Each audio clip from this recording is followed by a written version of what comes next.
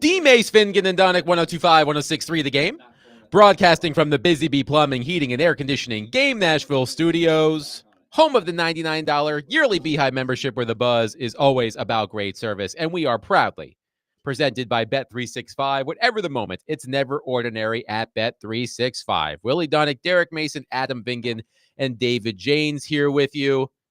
Mission accomplished, everybody. And no, I'm not talking about the Titans drafting Cam Ward #1 overall, which for the Titans is mission accomplished, but that's not what I'm talking about. We got our patented Jared Stillman draft night in Nashville freakout. He did not expect it to happen. I implored Derek Mason to find a reason to make it happen, but Derek Mason didn't have to do that because Adam Schefter did last night. So we are going to talk, of course, about the Titans drafting Cam Ward #1 overall, which we've known for quite a long time. But it was during the lead up to the pick that Adam Schefter came on ESPN and said that the Titans turned down a trade from the New York Giants that included the Giants' first-round pick this and next year, along with other picks. Schefter also noted that the Browns and the Saints inquired about the availability of Cam Ward. But according to Adam Schefter, the Titans turned down a trade from the Giants that included their first-round pick this and next year, along with other picks. But the Titans, they loved Cam Ward. They decided to stick with Cam Ward. In just a minute or so, we'll play Mike Borghazi's explanation for not taking any of those trade offers. But gentlemen, I see this as one of two things. We're going to get callers and texters who say, this proves that the Titans, they believe in Cam Ward. They were getting all of these excellent offers, reportedly, and they stuck to their guns. They said, we love Cam Ward. We believe in him. They are convicted.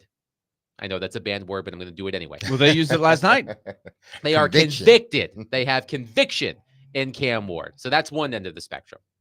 The other end of the spectrum is the Titans screwed up royally. They turned down what from the Giants? If you're Jared Stillman, and Derek Mason can attest to this because he was with Jared Stillman last night at Twin Peaks in Madison, Jared said Cam Ward better end up being Patrick Mahomes to justify the Titans not dealing the #1 pick. So this is the day. These types of days are what sports talk radio was created for. So call us, text us 615-737-1025 on your thoughts on all of this. But let's start with Willie Donick. Willie, you hear the report from Adam Schefter. The Titans turned down multiple first-round picks for Cam Ward. Your thoughts? Well, I'm going to be consistent with what I've been saying from the beginning, and that is when you have the first pick, you have the leverage and the value that nobody else has, and you should try to maximize that value. And so I am fine with their, I won't use the C word, their belief in Cam Ward. All of that is great, and I see it. When I listen to Cam Ward speak, when I read about his story, when I hear all the things that they talk about with Cam Ward, I think that that's very sensible. But I think you have to separate that part of it, the belief in the player, with maximizing the leverage you have when you have the first pick. I've been saying it all along. I was under the impression, I don't know about you guys, that it was lukewarm, the offers they were getting for the first overall pick. Well, it's not that great of a draft. You're not going to get what you normally get for the first pick. The second I heard what the Jaguars gave up to get to #2, I said to myself, oh boy.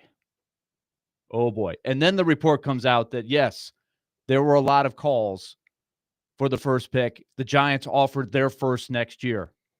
To me, that is not maximizing the value of the first pick, especially when Chad Brinker himself had gone on the record and said, our goal is to get, what was the number, Adam? 12 picks in the first 100 picks over the next 3 years, 30 picks. He had a number of picks he wanted to get to and a number that were in the top 100. The easiest way to do that, the best way to do that, is to trade down from the first pick. And they didn't do it. It sounds to me like they made up their mind at the combine that they wanted Cam Ward, which is fine. But then if you've made that decision and everybody agrees Cam Ward's the guy you want, then work from that point. There are ways to keep your hand to your chest, your hand. Don't show your hand. Convince everybody you're picking Travis Hunter. Convince everybody you're willing to pick any of these guys. And yes, be willing to risk not getting Cam Ward to get the extra picks you're looking for. I think if they had played their cards right, they could have wheeled and dealed, got extra picks, and still gotten Cam Ward. That's the leverage you have when you were in the number one position. And they didn't do it. I think that is what we're going to be talking about for years and years. Before we get to Derek's, because they put all of their eggs in Cam Ward's basket. Before we get to Derek's response, you mentioned the trade that Jacksonville made to move up from 5 to 2 to take Travis Hunter. And we'll talk about Travis Hunter specifically later in the program. Jacksonville received the 2025 second overall pick, which they used on Travis Hunter, a 2025 fourth round pick, and a 2025 sixth round pick. Cleveland received the fifth overall pick, plus 2025 second and fourth round picks and a 2026 first round pick.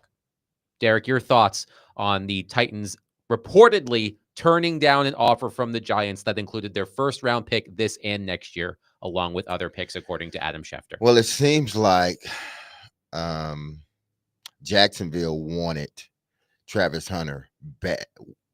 They wanted Travis Hunter a little bit more than what the Giants wanted, potentially Cam Ward. Because if you were giving up that just to move up those spots to get Travis Hunter at the second spot, then it should have been what was reported should have been more. To me, if indeed you really want, if you like the guy that much. But again, I say this, and I've said it before. If the Titans, there are two ways the Titans believe they can get to their goal. One is to there's so many picks in the first 100 in so many years. They can go that route, and that would be fine. Or they can go the route of everybody in this building believes he's the guy. We're drafting him. That's another road. You get to where you want to go faster with the latter I just said than you do with the first one. But I understand the first one still gives you an opportunity to be headed down that same path, but just on a different road. We're headed down that same direction, but on a different road. I think they thought in their minds, everyone in that building, that Cam Ward was the guy that would get them closer because they see this arms race. They see it. It's evident to everybody. You better get your quarterback, and you better get him quickly. If not, you're going to fall further and further behind. And regardless of what we think, regardless of what Mel Kiper, regardless of what anybody think, how high they had him ranked, where he should have been, what he deserved, the Tennessee Titans felt that he was the guy that was going to lead this organization to the places they want to go. But point blank. But that's not the point. Yes, that is the point. That's not the point. Why isn't it the point? Are we still headed down the wrong road? No. Are we still headed in the wrong road? It's just the very shots. The plan is in pen and the pathway is in pencil. Yes, it's just I don't. The direction is in the same way. That. You could believe that. We're both going north. Wheel and deal and still get him. If you could have spent weeks doing that, you could have still done everything you could to you still can get picks. Cam Ward. You still can get a few picks. Not the kind of picks that you'll never get that offer again. You'll never get a chance to have, well, unless they go 1-15 next year. Unless they 1-16. be in this position again. Okay, fine. But the pathway is quicker by getting the picks now. No, the pathway is quick. The pathway is just as quick. Don't you believe they thought Marcus Mariota was that guy? Don't you think they thought that Vince Young was that guy? When you pick that high, everybody believes that that's the guy. Oh, Vince Young, I don't think everybody believed that he was the guy because I don't think they really wanted to pick him. But my point is, you can't know. As much as you believe, you can get yourself to believe everything. You can't know on the other side. But you get more chances. You get more chances. You get more chances to mess up. Picks. You get more picks is a no-lose situation. You get more chances to mess up.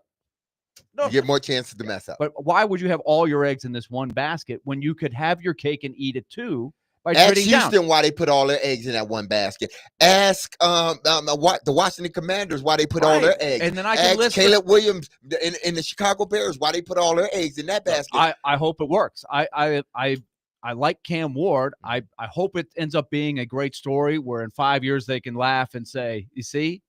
But my point is, you have the most leverage when you're in the catbird seat of the first pick.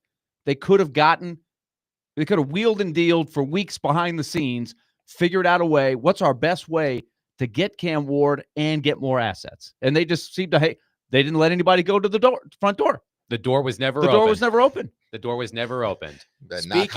Speaking of Mike Borghazi. Why would you do that? Speaking of Mike Borghazi, who reportedly never opened the door, here was Borghazi last night explaining the decision not to entertain trade offers for the number 1 overall pick. I did want to listen because I think you have to do your due diligence and listen. And I did that. But, I think we came to a decision that, we weren't going to move off that pick and we wanted Cam. What made you so convinced? I mean, the reports of the compensation was pretty high. What made you so convinced that you should pass that up and have him be the guy that you? Well, I just think if you identify a franchise quarterback, there's really not a price that you can pay for that in my mind. Like I always said, that's the most important position in on all of sports. And if you come to a consensus, and we did, that he has the potential to be that. Like I said, he's a young quarterback and he still has a lot of things to work on. But I think the intangibles with him, his work ethic, his want to become better, we felt comfortable with that. Did those trade offers come before or after the 3-week period where you said, before the draft, where you said you guys had made your mind up? They came before, yeah, and after, but it was multiple times we had some offers. I don't want to go into specifics of the teams and what the offers were, but we were approached multiple times for that pick. That was Mike Borghazi last night. And Willie, as you were listening to that clip, I saw a little head shake. I listened to it this morning. I was reading the quotes last night. You cannot know that you have identified a franchise quarterback. Nobody knows. Everybody hopes. But the point is, you take the offers, you wheel and deal, and you hopefully get that guy. How do you know everybody else had Cam Ward first on their board? If they moving In up fact, that number 1 pick, they're not getting it. We for months, nobody had Cam Ward, the number 1 guy on the board. Nobody. So isn't it conceivable you could move down in a couple of spots to maybe 3, maybe go from 3 and move back up to 2 and still get Cam Ward? You could have done it and ended up with more assets. It has nothing to do with Cam Ward. If the Giants you could were believe moving up 100% to number 1 into it. pick, they were drafting Cam Ward. How do we know that? They were taking Cam Ward to move up to that number 1 pick. They were not taking Travis Hunter. Damn sure wasn't taking up. And that's okay. At that spot. Recall who the Giants traded up in the first round to get later. They end up getting Jackson Dart. And that's fine. You have to be willing to not get Cam Ward. Cam Ward, though, this year, everybody had him between 6, 13, 18. You had the one random guy that didn't have him as a first-round pick. They're making him out to be the guy among all guys. He lights up all the boxes. And I hope that they're right. I'm rooting for Cam Ward. But most people didn't have him at that spot. He wasn't the Shaquille O'Neal, the Peyton Manning, the hands-down number 1 guy. So I think the question is, what is the percentage chance? What's the probability of you becoming better? You and I disagree, Derek. I think if they passed on the quarterback, I could live with it if I got maximum value for the first overall pick in the draft. And the studies show, I don't think I'm coming up with this today, Monday morning quarterback style. We had this discussion over and over on the show. The study that's come out, time tested. The biggest mistake people make is trading up too often or falling in love with one guy when you have the opportunity to move down and get more and more value. What's the study? The Mirrors study? I forget what it's called. Again, I sent it to you guys right away after the draft. The Titans felt he was the guy. Right. Yes. So now we'll find out. Exactly. So my thing is, listen, you can get to where you need to get to either way. Had they traded away the pick, I wouldn't have cared because I would have said, well, they're doing what they said they wanted to do. But then they chose to keep the pick, and they're doing what they said they wanted to do. Get a franchise quarterback. That's what they're looking for. So if you identified him, I don't care what I tell my kids, I don't care what nobody else doing in their house. I care about what's going on in my house and what's going on with y'all. So if y'all ain't doing well in school, don't blame it on everybody else. Don't tell me what everybody else doing, okay? I want to know what you're doing. I don't care about what the other 31 teams are doing or what they think or what the other, analysts out there and GMs think or former GMs. It's what does the Titans think? They felt that he was worth it to stay at that pick. We will find out if he's worth it, but they felt he was worth it. So I'm not going to sit here, especially after we've been starved for a quarterback since since Steve McNair.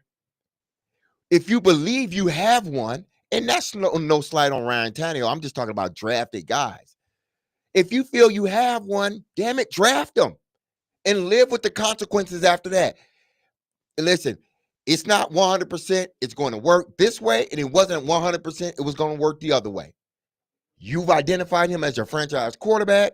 You take him, damn what everybody else say. You just make sure you develop this guy, and he needs to be your franchise guy moving forward. Let me just give you a sample of the text line driven by WilsonCountyHyundai.com. One texter says, Willie is 100% correct. Kevin says, please slap Willie Derrick.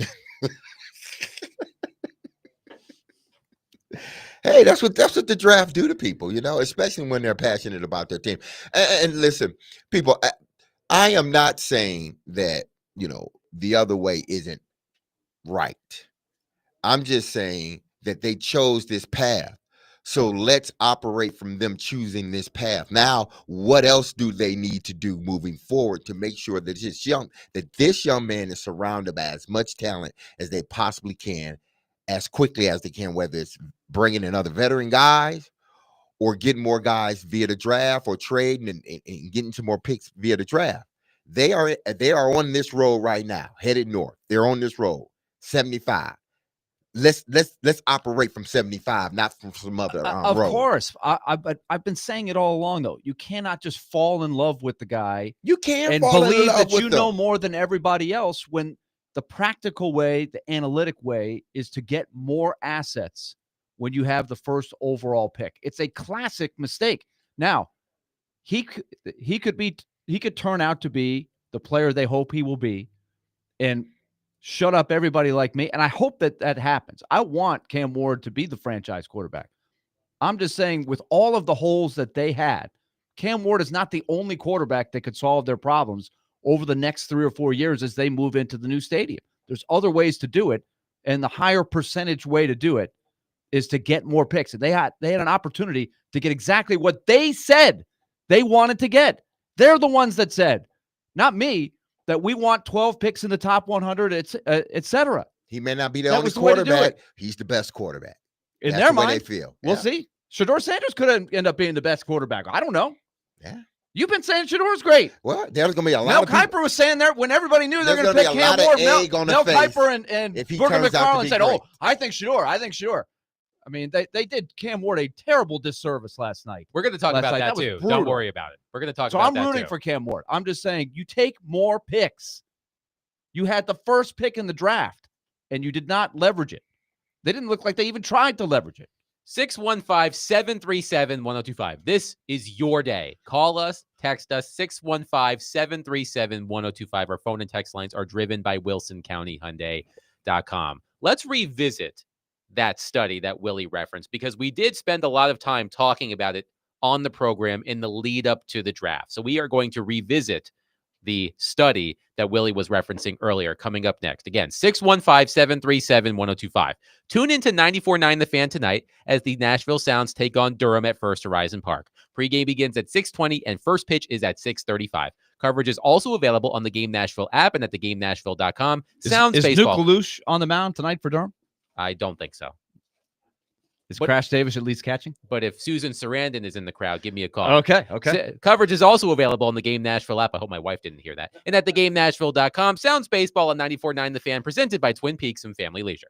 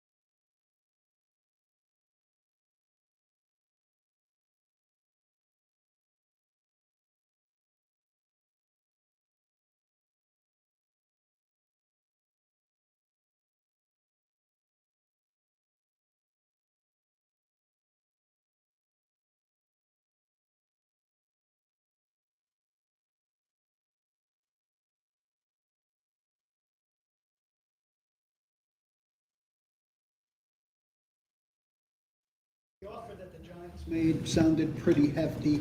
When did that come along the timeline, and was there a temptation at that time? Yeah, I think we went through the process the correct way. We considered all things available to us. As far as when and where and how much, that doesn't really matter now at this point. But those conversations, those offers, we did our due diligence, and ultimately we just felt like Cam is a player that we weren't going to let go anywhere else except here to Tennessee. So we arrived at that consensus. It took a lot of work to get there, and I don't think at any point since we made that decision, there's really wasn't any conversations past that.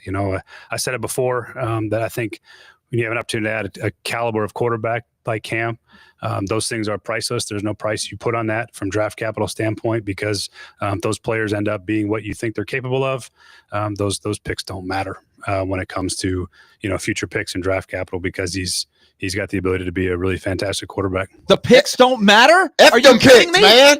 You Forget gotta those be kidding picks, me. okay? They don't matter. They don't matter. Willie, he just said it. Forget those picks, Okay, man. when Cam Ward's lining up behind center and he looks over to his right and to his left, You're and going to with have the Luther defense, Burton. you don't have He's enough going to have picks. Luther Burton. He's going to have Calvin Ridley. Oh, so they're going to go into free agency and fill all the needs that they need? No, that they worked haven't. great. That worked great last Hey, year. Willie, they got some more draft picks, okay? They don't have draft picks. They do. They have What? no third round pick. Well, Willie, they got a fourth. They're going to try to get a third. They got a Okay. fourth. They got a fifth. So they have two sixth. fourths. Yeah. Two So fourths. see, Okay. there you go, Willie. Would you rather have two fourths, or you want an extra first round pick and an extra second round pick?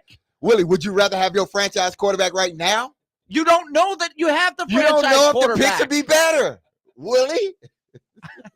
Why are we acting like this guy is F the those greatest picks, man. prospect to come down the pike? Forget those picks, Willie. Shoot. Picks It's don't matter. wrong. I don't. It's not As the right long approach. as We long as stopped we're having- going the same way, When Willie. you're telling everybody we showed our hand, we have 4 aces in our hand. I'm not a poker player, but I understand enough. You have a 4 ace hand, or the hand that cannot be beat. You don't turn and show everybody, hey, look at the hand I have. I don't need to talk to anybody. What's going to happen? Everybody folds. Play the hand. They Play did the play hand. it. Get everybody to throw in the pot. See what you can get. Wheel and deal and still get what you want. The pot come was out with big. more. The pot was so big, they couldn't wait. They just dropped it. Why? Right. There's no need to procrastinate, okay? Drop your hand. Let's go. The picks don't matter. Willie, They don't That's not matter. what Chad Brinker said. They don't matter Willie this year. Willie just set a land speed record from the end of that clip to turn on his microphone. My eardrums are just destroyed. Willie, I mean, He said the same again, thing Borghazi said, basically. I do want to read 2 quick Go ahead. texts about Willie. They came in rapid fire succession. One says, Willie sounds like Jared this morning. Tommy says, did Willie drink Jared's Kool-Aid this morning? I've been saying it all along. I and know, I will bring up my know. reference. But Willie, again, to all those that are listening, those that have just tuned in, I am not saying that Willie is wrong. All I'm saying is this, is that all of us are going north. You take your path, I take my path. They're both going, and we believe, going to lead us to where we want to go. One may be a little bit quicker than the other, and it may not, but we don't know. So if I believe in my heart, if everybody around here believes there's, everybody is together on this decision to draft Cam Ward, then let's do it. And let's operate from that prism. Right. And that's the Not classic. from the, oh man, we could have got draft picks. I know. It's the classic mistake that a lot of teams make year in and year out for history. And I will tell you my reference for that. Y'all just don't trust the Titans. Let's That's not true. revisit a story written in The Athletic last April by Alec Lewis with the headline, NFL teams know the best way to draft. So why aren't they doing it? And the subject of the story is a paper published by the National Bureau of Economic Research. The title, Overconfidence Those are versus smart Market people. Efficiency in the National Football League. One of the authors of this paper is a Nobel Prize winner for economics, Richard Thaler. He won the Nobel Prize in 2017. So this is directly from the story written by Alec Lewis. Quote, their hypothesis, meaning the paper, Yes. teams overestimate their abilities to delineate between stars and flops. And because of that, they overvalue the right to choose in the draft. And what were the findings after examining every draft pick and trade from 1988 to 2004? Teams massively overestimate their abilities to delineate between stars and flops. And because of that, they heavily overvalue the right to choose in the draft. Is that not exactly what the Titans did last night? When was this article written? Last April. Last April, and the study was from 1988 to 2004, but Correct. it keeps being used as a reference over and over. And the funny part of this story is that Jerry Jones hired this guy who subscribed to the study, presented all this information to Jerry Jones, who said, that's really good. That's a really smart paper. And what does Jerry Jones do the next draft? He traded up and did all the other things. He did all the things that you don't do. It's the human emotion that gets in. Some of the and clouds highlights. it. So the Titans are not alone in what they did last night. Some of the highlights from the paper, according to the article, quote, the treasured number 1 pick in the draft is actually the least valuable in the first round, according to the surplus value a team can create with each pick. Across all rounds, the probability that a player starts more games than the next player chosen at his position is just 53%. Teams generated a 174% return on trades by foregoing a pick this year for picks next So year. the conclusion is you should, when you trade down and get more picks, you win. Yes, you win. And you know who does that better than anybody and subscribes to this? The Ravens. Again, but the Ravens have their franchise quarterback, so they don't have to But worry. they- They have an elite quarterback. It is Right. And was he the first pick in the draft? No, it didn't start clicking until they got him. Okay, They were pretty good before they had him. they were, but it really didn't start clicking until they got him. That's not I'm true. They saying won the over- Super Bowl. I'm saying after they've been a I'm really saying smart after, franchise. No, I'm saying after the Super. No, they've been a great franchise, but I'm saying Right. they got there quicker because they were able to identify their franchise quarterback very quickly. But and they they drafted won him. the Super Bowl with Joe Flacco. He What wasn't I'm a high saying first is- round pick. He was a mid first round pick, and they Right. identified him as their franchise quarterback, and they got to where they needed to get to quicker. Right. Thank you. Same thing. Same thing. Right. They believe that Cam Ward is the guy. Again, I'm not sitting here saying that these studies from these highly educated brothers or sisters, I just say that in Nerds. general. A Nerds, Nobel period. Prize winner. Exactly, a A Nobel Prize winner. I mean, when did Mathematicians. we start opening up the doors in football for Nobel Prize winners? But that's the We don't that's do the that. mistake. is to No. just sit there and They say, don't belong I in know our better. realm, man. All of this data is out there, but I know Because that we're this gonna is do the guy, opposite of what so they say. I'm doing it. Listen, they don't belong in our circle because we're gonna do opposite of what they say anyway. The analytics and the numbers say you should trade out of them. What do you say Jerry Jones do? He doesn't do that. He doesn't okay? pay attention. And obviously, But the Ravens do pay attention. There are teams that do it, and they're the ones that, but by and large, I did think it the best. No, I think with organizations like that, they pick and choose when they're going to do. Like if they feel they got a guy, then they're going to stick with him. If they feel Right. that it's still there's some ambiguity in it, then they're going to trade it away. Right. They The Raiders thought they had the guy when they drafted Jamarcus Russell with the first pick in the draft. I know that happens. That Just like the happens, hits. right? So are we going to Just sit like here the for hits. 4 years and say, yeah, that happens? But what if Cam it hits? Ward's just an okay. What if it hits? Right. It Yeah, hits. okay. We know the batting average of how much it hits and how much it doesn't. We went through it. The 28 quarterbacks that have been picked with the first pick in the draft. Now 29. All They around, believe he all is the over guy. the spectrum. They Willie? believe. Right. I I hope- believe. Right. I believe Adam could be the guy. I could sit here and try to sell that. You couldn't. And tell I Adam but this I guy. can say, but I'm convicted. I'm all in. I believe it. I would say I- you but need I to be can't convicted know that. for a I thought cannot like that. know it. So why not leverage it? Still try to get But if Adam you know it, if you believe with a lower it, pick. if everybody in that building believe he is the guy from top to bottom, they've spent so much time on scenarios Right. they can do in regards to moving out, staying, whatever, drafting. They did all of that and still came up with Cam Ward is our guy. They may be wrong, but I am not. Listen, I am not going to operate from this prism. I'm about to stop it right now. I'm not going to operate from this prism of he may do wrong. No, because I don't want to have a leeway. I don't want to have a leeway if this thing. No, I think he will be good for this organization. That's what I believe. He will be a second contract guy. I believe he will be their franchise guy. I believe in this organization now because this is not the same regime. And I understand Brinker's still at the top. I get it. I know the first thing somebody was going to say, a lot of people, especially Jerry, he was going to, but Brinker's still there. I get it. Brinker's still there. But I believe now he is in, unison with Borghazi. I think there might have been a little, something between he and Rand Carthon. Can we why just, he still has the job. can I ask you just one question? Okay. Let's all, I will sing the praises of Cam Ward. I'm going to give him a fair shot. I'm rooting for him. We got to move on from this at some point. But can you imagine the value of the Giants' first round pick next year? What that could be? And what it couldn't be. They could be in the low 20s. I get it. It's still the first round. You think they are? I don't, a lot of I things don't know.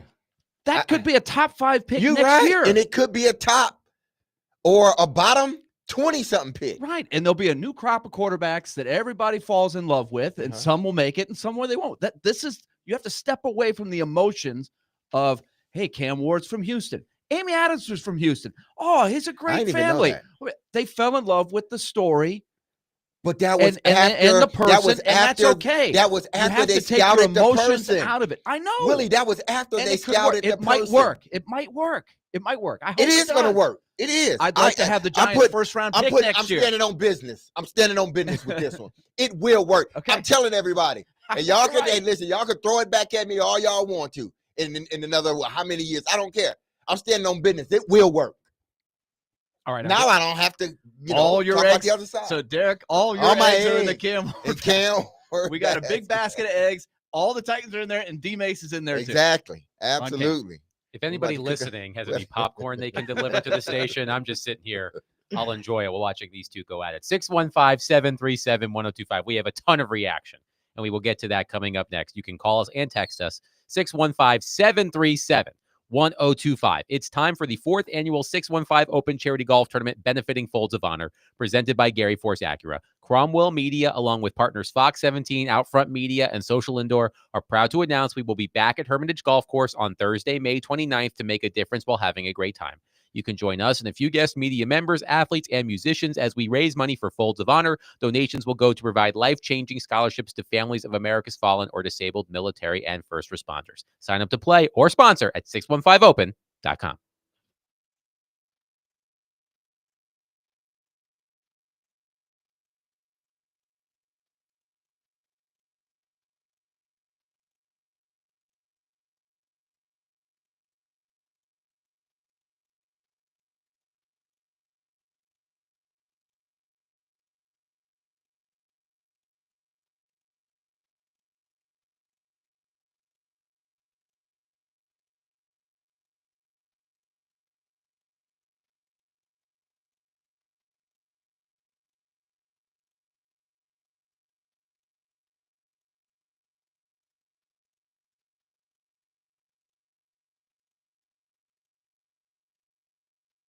All right, F&M Bank. It is Friday, and that means at 1:45, even though we'll still be talking about this Cam Ward decision, we are going to take it to the bank and have some fun with our weekend picks.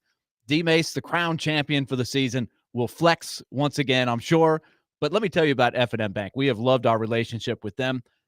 At F&M Bank, the key word is relationship, because they want to build a relationship with their clients in the Middle Tennessee area and on it into Southern Kentucky. They've got 20 locations in our listening area, and we invite you to just find out. Walk into a branch, let them test out their theory on you.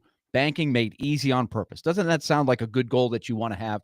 Making your financial world a lot easier through good relationships with your bank and your finances through F&M Bank. Just go to myfmbank.com, find out the nearest location, and then start realizing why they're so good and why your business means more to them. myfmbank.com. There are 20 locations in our listening area. Check it out. We'll take it to the bank at 1:45 today. F&M Bank. Banking made easy on purpose. Member FDIC.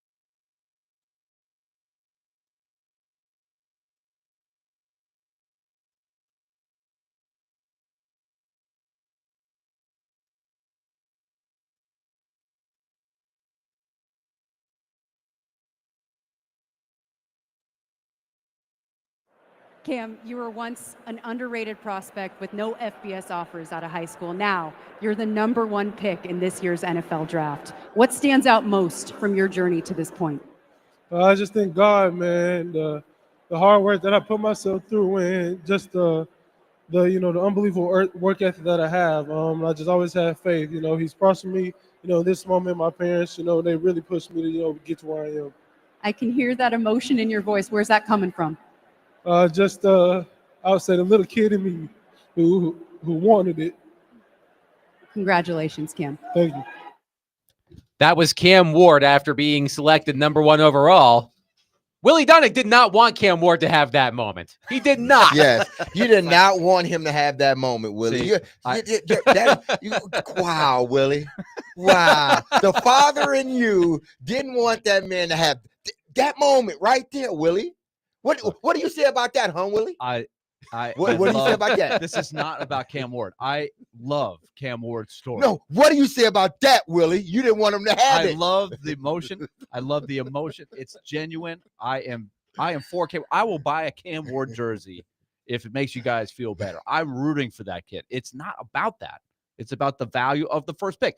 Why should we act like he's the only guy that has a great journey, a great story to move up to the top of the draft? Next year, where the Titans could have had the Giants' first pick, in theory, and some other picks, they could have had the next great story. But they don't have his story. Right. All of the eggs are in Cam Ward's basket now, so we need to all get the Cam Ward jerseys and hope that he is the man. And he might be. But history shows, I'm a history major, C+ average. Okay, I like maybe more like a C. C's get degrees. C's get degrees. There we go. That's all that matters. But we have to study history. The 29th quarterback to be picked overall. There are 4 in the Hall of Fame. In the common draft era. There are probably another, I don't know, 5, 10 that were really, really good. A couple others that won a Super Bowl or 2. And then the other half of them it's kind of meh. What if he's not franchise quarterbacks? What if he wins that? What if couple look? of Super I Bowls? hope it works. Then I'll sit there and go, they were right. Okay. They were right. Okay. What's today's date? April 25th, 2025. April 25th, 2025. So in I'm 2028, rooting. I will stand on the. I will stand on the top of the station. I'll say I was wrong. I was wrong. Cam Ward's the man. I'm telling you, I will start a fan club if that happens. I want the Titans to do well. I'm gonna make It's you just start not a fan best club. utilization of assets. You got to take the emotions out of it. The text message line is it's going so quickly I can't keep up. But here is a sampling. Kevin says, Adam, please give Willie some Ambien and vodka and send him home. Ryan says, Derek. My wife would not let me in the door. Aaron was like, I heard the show. Sit down. Derek said he's standing on business with Cam Ward. Ryan says, Derek, your business is filing for bankruptcy because you're wrong. I'm standing on business. Standing on. But I like this text message from an unnamed texter. Although I am a fan of getting more draft picks, I do like the clear decision-making by the organization. They obviously think they got their man. I hope with the 35 pick, they'll take Luther Burden, and we'll talk about the number 35 pick in a little bit, and give him another weapon. I still have a lot of hope. Yes, but they still got a lot of holes. Yes, but they've upgraded the offensive line with a couple of weapons, and bringing in Lockett, I wouldn't be opposed to just lighting up the scoreboard. We didn't have a very bad defense last year. Our main problem with getting to the quarterback, although they haven't filled that as of now, maybe by taking a receiver, they can find some type of edge rusher later in the draft or in free agency, or just not get to the quarterback this year and address it next year. This is a building process. That was a long run-on sentence. But the summary is, although I am a fan of getting more draft picks, I do like the clear decision-making process by the organization. They obviously think they've got their man. When next year's draft rolls around and they are still scrambling around to try to get draft picks, they are not going to be lauded for their, quote, clear decision-making. If indeed that does happen. Like if I take a wrong turn on the highway and that sends me, and like we're arguing, let's say my wife and I are arguing. No, you go right here. No, you go straight here. It's happened to all of us, right? Yeah, absolutely. Especially before the days of the GPS, Siri telling you the GPS. No, you get off right here. I'm telling you, it's faster. Get off right here. And and I make the decision and I get us lost, I can't win the argument saying, but I had clear decision making.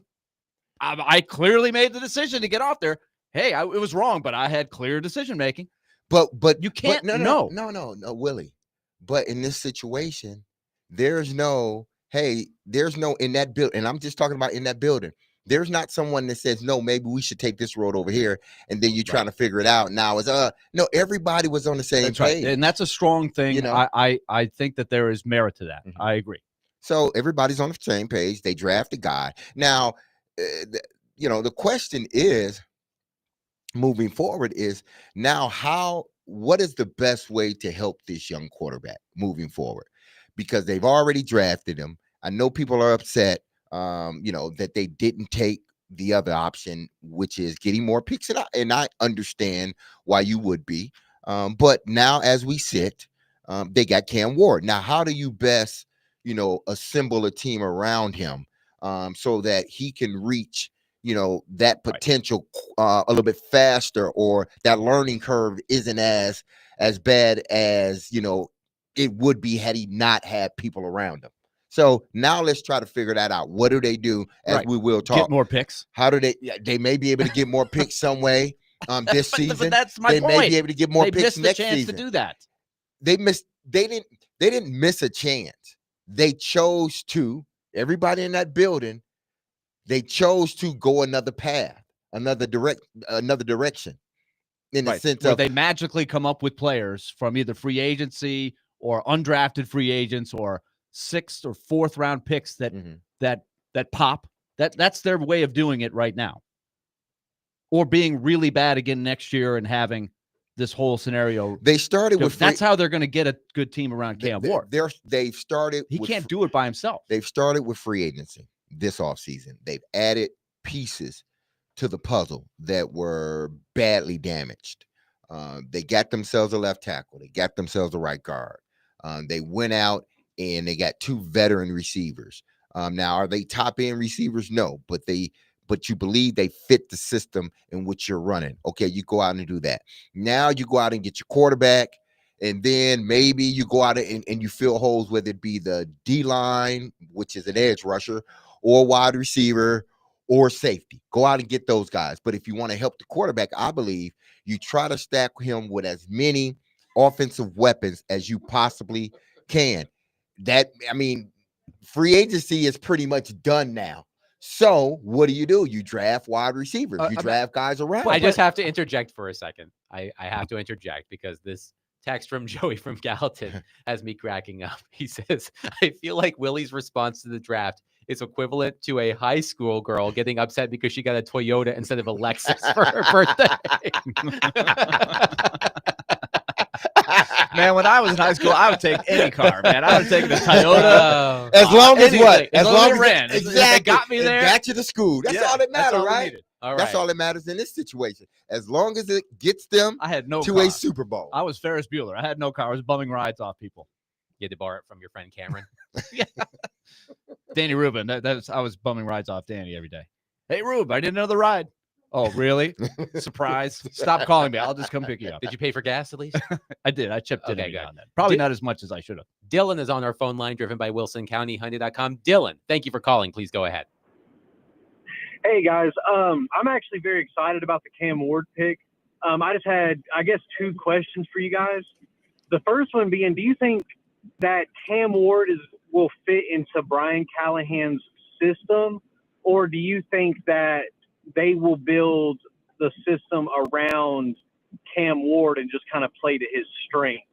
And then the second part is, do you think it will actually be better for him to experience early success, kind of like how Will Levis did, and we know how that played out, or if it's actually better for a quarterback to struggle and then progressively get better? And those are my 2 questions for you guys. Thank you for the call, Dylan. Derek, why don't you quickly answer those? Whether he gets better, or whether he comes out like Will Levis and throws for 4 touchdowns, or comes out and struggle. I think it's, what do you do after those moments? How are you coaching him? What type of player is he? Because sometimes a quarterback getting early success, it can, lead them down this false sense of reality that things are easy. We saw that. Heck, I mean, many years ago with Vince Young, started off great, but didn't end so well. But some quarterbacks do have success and continue to go. So I would rather him have success early and build on that, and as opposed to him struggling and trying to work himself out of that. Sort of like I guess it would be more so of a happy medium for me. Quickly, what about the system question? The system, I think what they will do is he's not going to change the system. He's not going to do that, but he's going to bring him slowly along in the system, doing things that he does really well. I've said it plenty of times, and I think it was Bill Belichick that said it. Don't tell me, or either Parcells, one of the two. Don't tell me what he can't do. Tell me what he can do, and let's do that and do it really, really well. You can work on the other stuff. Let's find out what Cam could do in this offense first. Let him get comfortable in that first. We talked about that a lot yesterday. Cam getting comfortable. Trevor Maddich brought that up. So let him get comfortable first in what he's doing, and then slowly open the playbook. I think that's what Brian Callahan and the coaching staff will do. 615-737-1025. The Titans do have more picks to make, not just the number 1 overall pick. They have the number 35 pick in the second round. A lot of receivers are available at number 35. Who are Derek's favorites? We will ask him that question coming up next. 615-737-1025. Don't miss Nashville's best NFL draft coverage on the Game Nashville Sports Network tonight. We will be broadcasting live from Boomba's Pizza and Watch Bar in East Nashville. You can join Chase McCabe and Joe Rexroad. There's going to be some special guests. Maybe even 3.5-year-old Arlo Vingan might make an appearance on the draft show. He loves some Boombas. Coverage on Sports Talk 830 begins at 6 o'clock. Presented by Hardee's Parman Tractor and Equipment, Twin Peaks, Hiller Plumbing, Heating, Cooling, and Electrical, Shane Co., and Professional Home Improvements.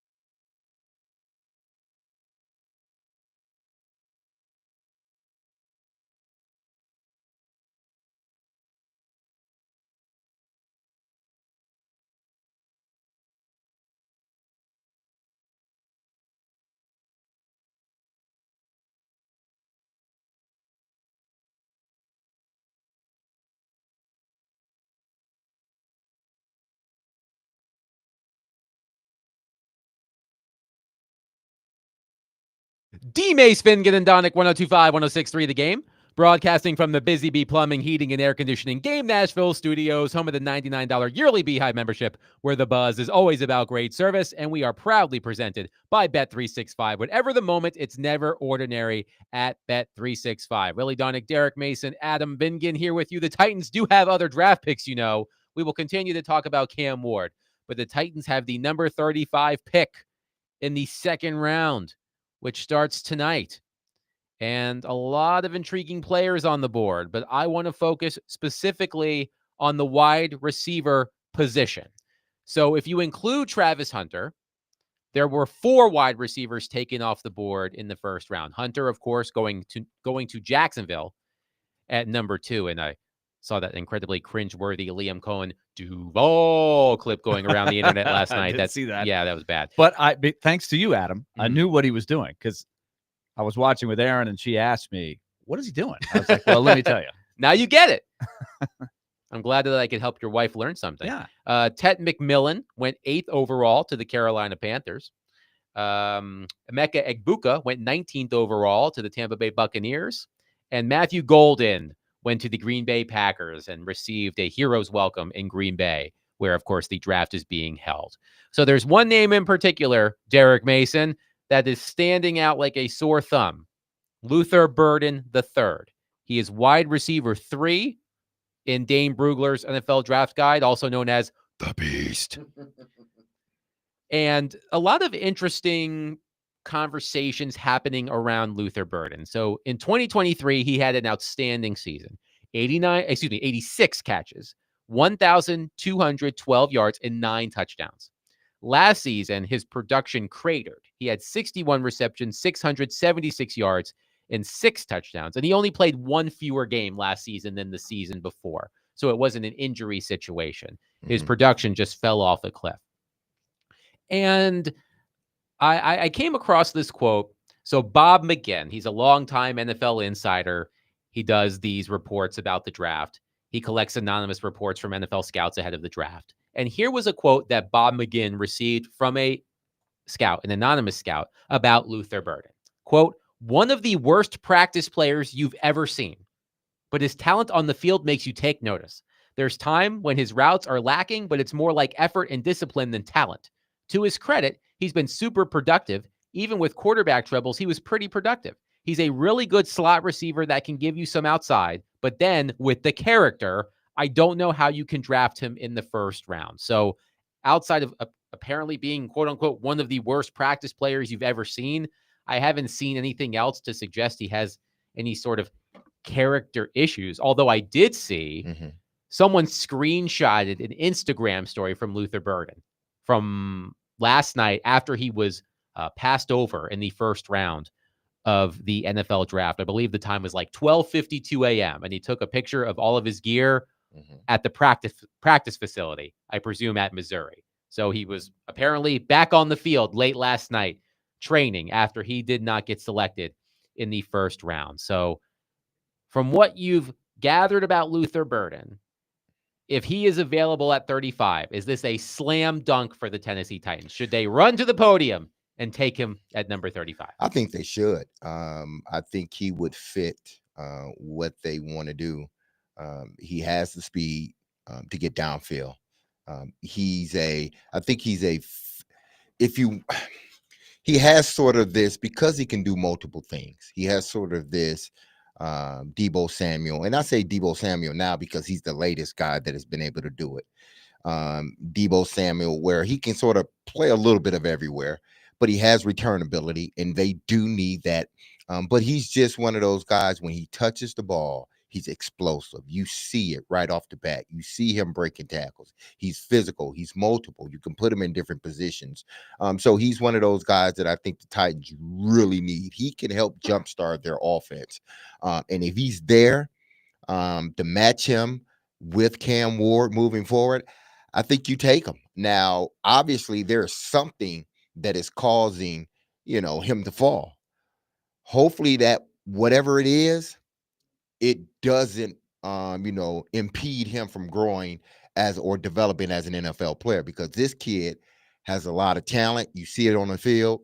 And again, he's a guy that fits perfectly into what Brian Callahan wants to do. Dane Brugler writes about Burden in The Beast, quote, with his run after catch skills, Burden saw a high volume of quick hitters and crossers, which showcased his any direction burst and physicality to give defenders the shake. His route running is best described as a quote unquote work in progress right now, but he appears unfazed when forced to flip his body and track/adjust to errant throws.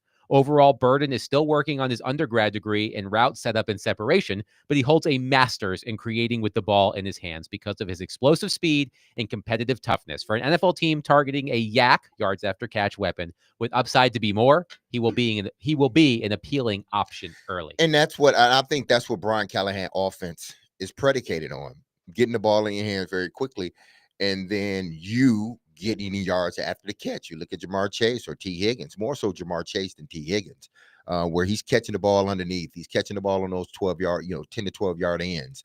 Can he take the top off? Absolutely he can, but people are so scared of that. They give him those quick, those quick slants and things like that. But when he catches the ball, he gets up the field. And that's what I think that's why I said Luther Burden works well in this offense, because they can give him the ball early, and then he can do what he does best, and that's yards after the catch. I do want to ask you, Derek, about two other wide receivers who could be available at number 35, both from Iowa State, Jalen Noel and Jaden Higgins. What are your thoughts on those two receivers? Do you prefer one over the other?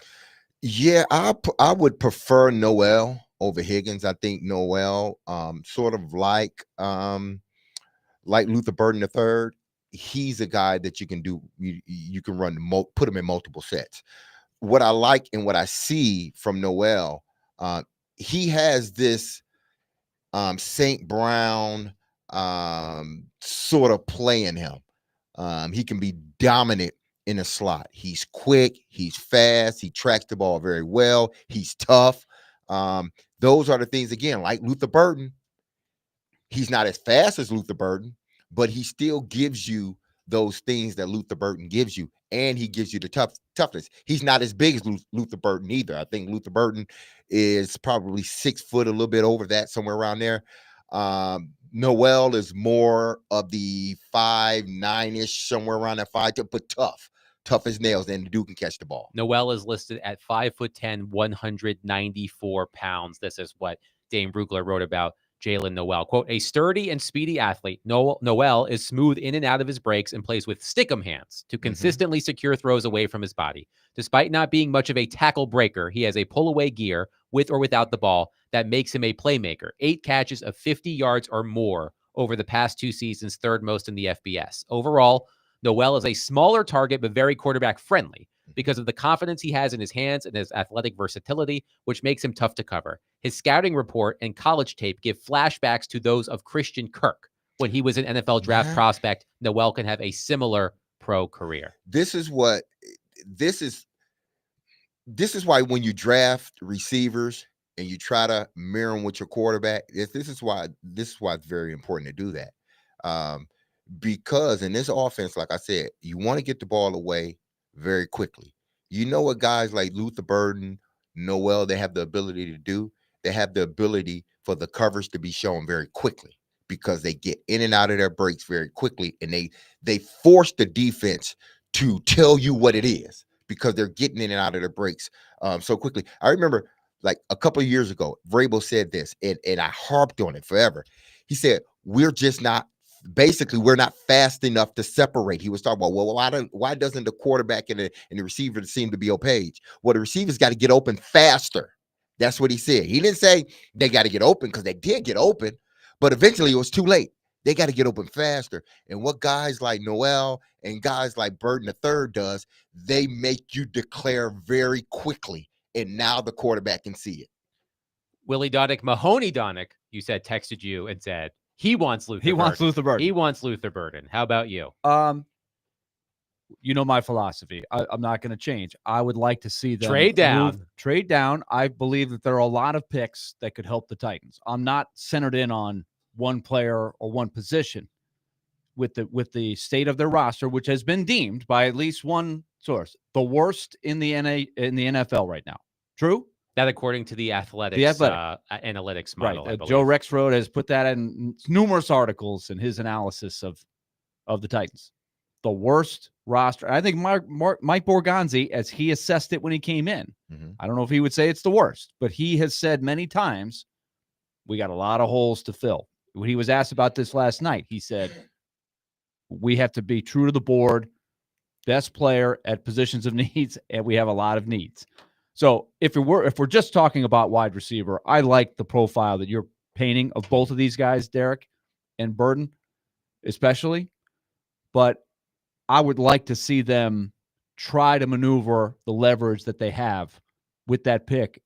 If they're comfortable moving down 5, 10 slots, whatever it takes to get back into that third round or get an additional later second round pick, even if it was a second rounder next year, that would be my mindset.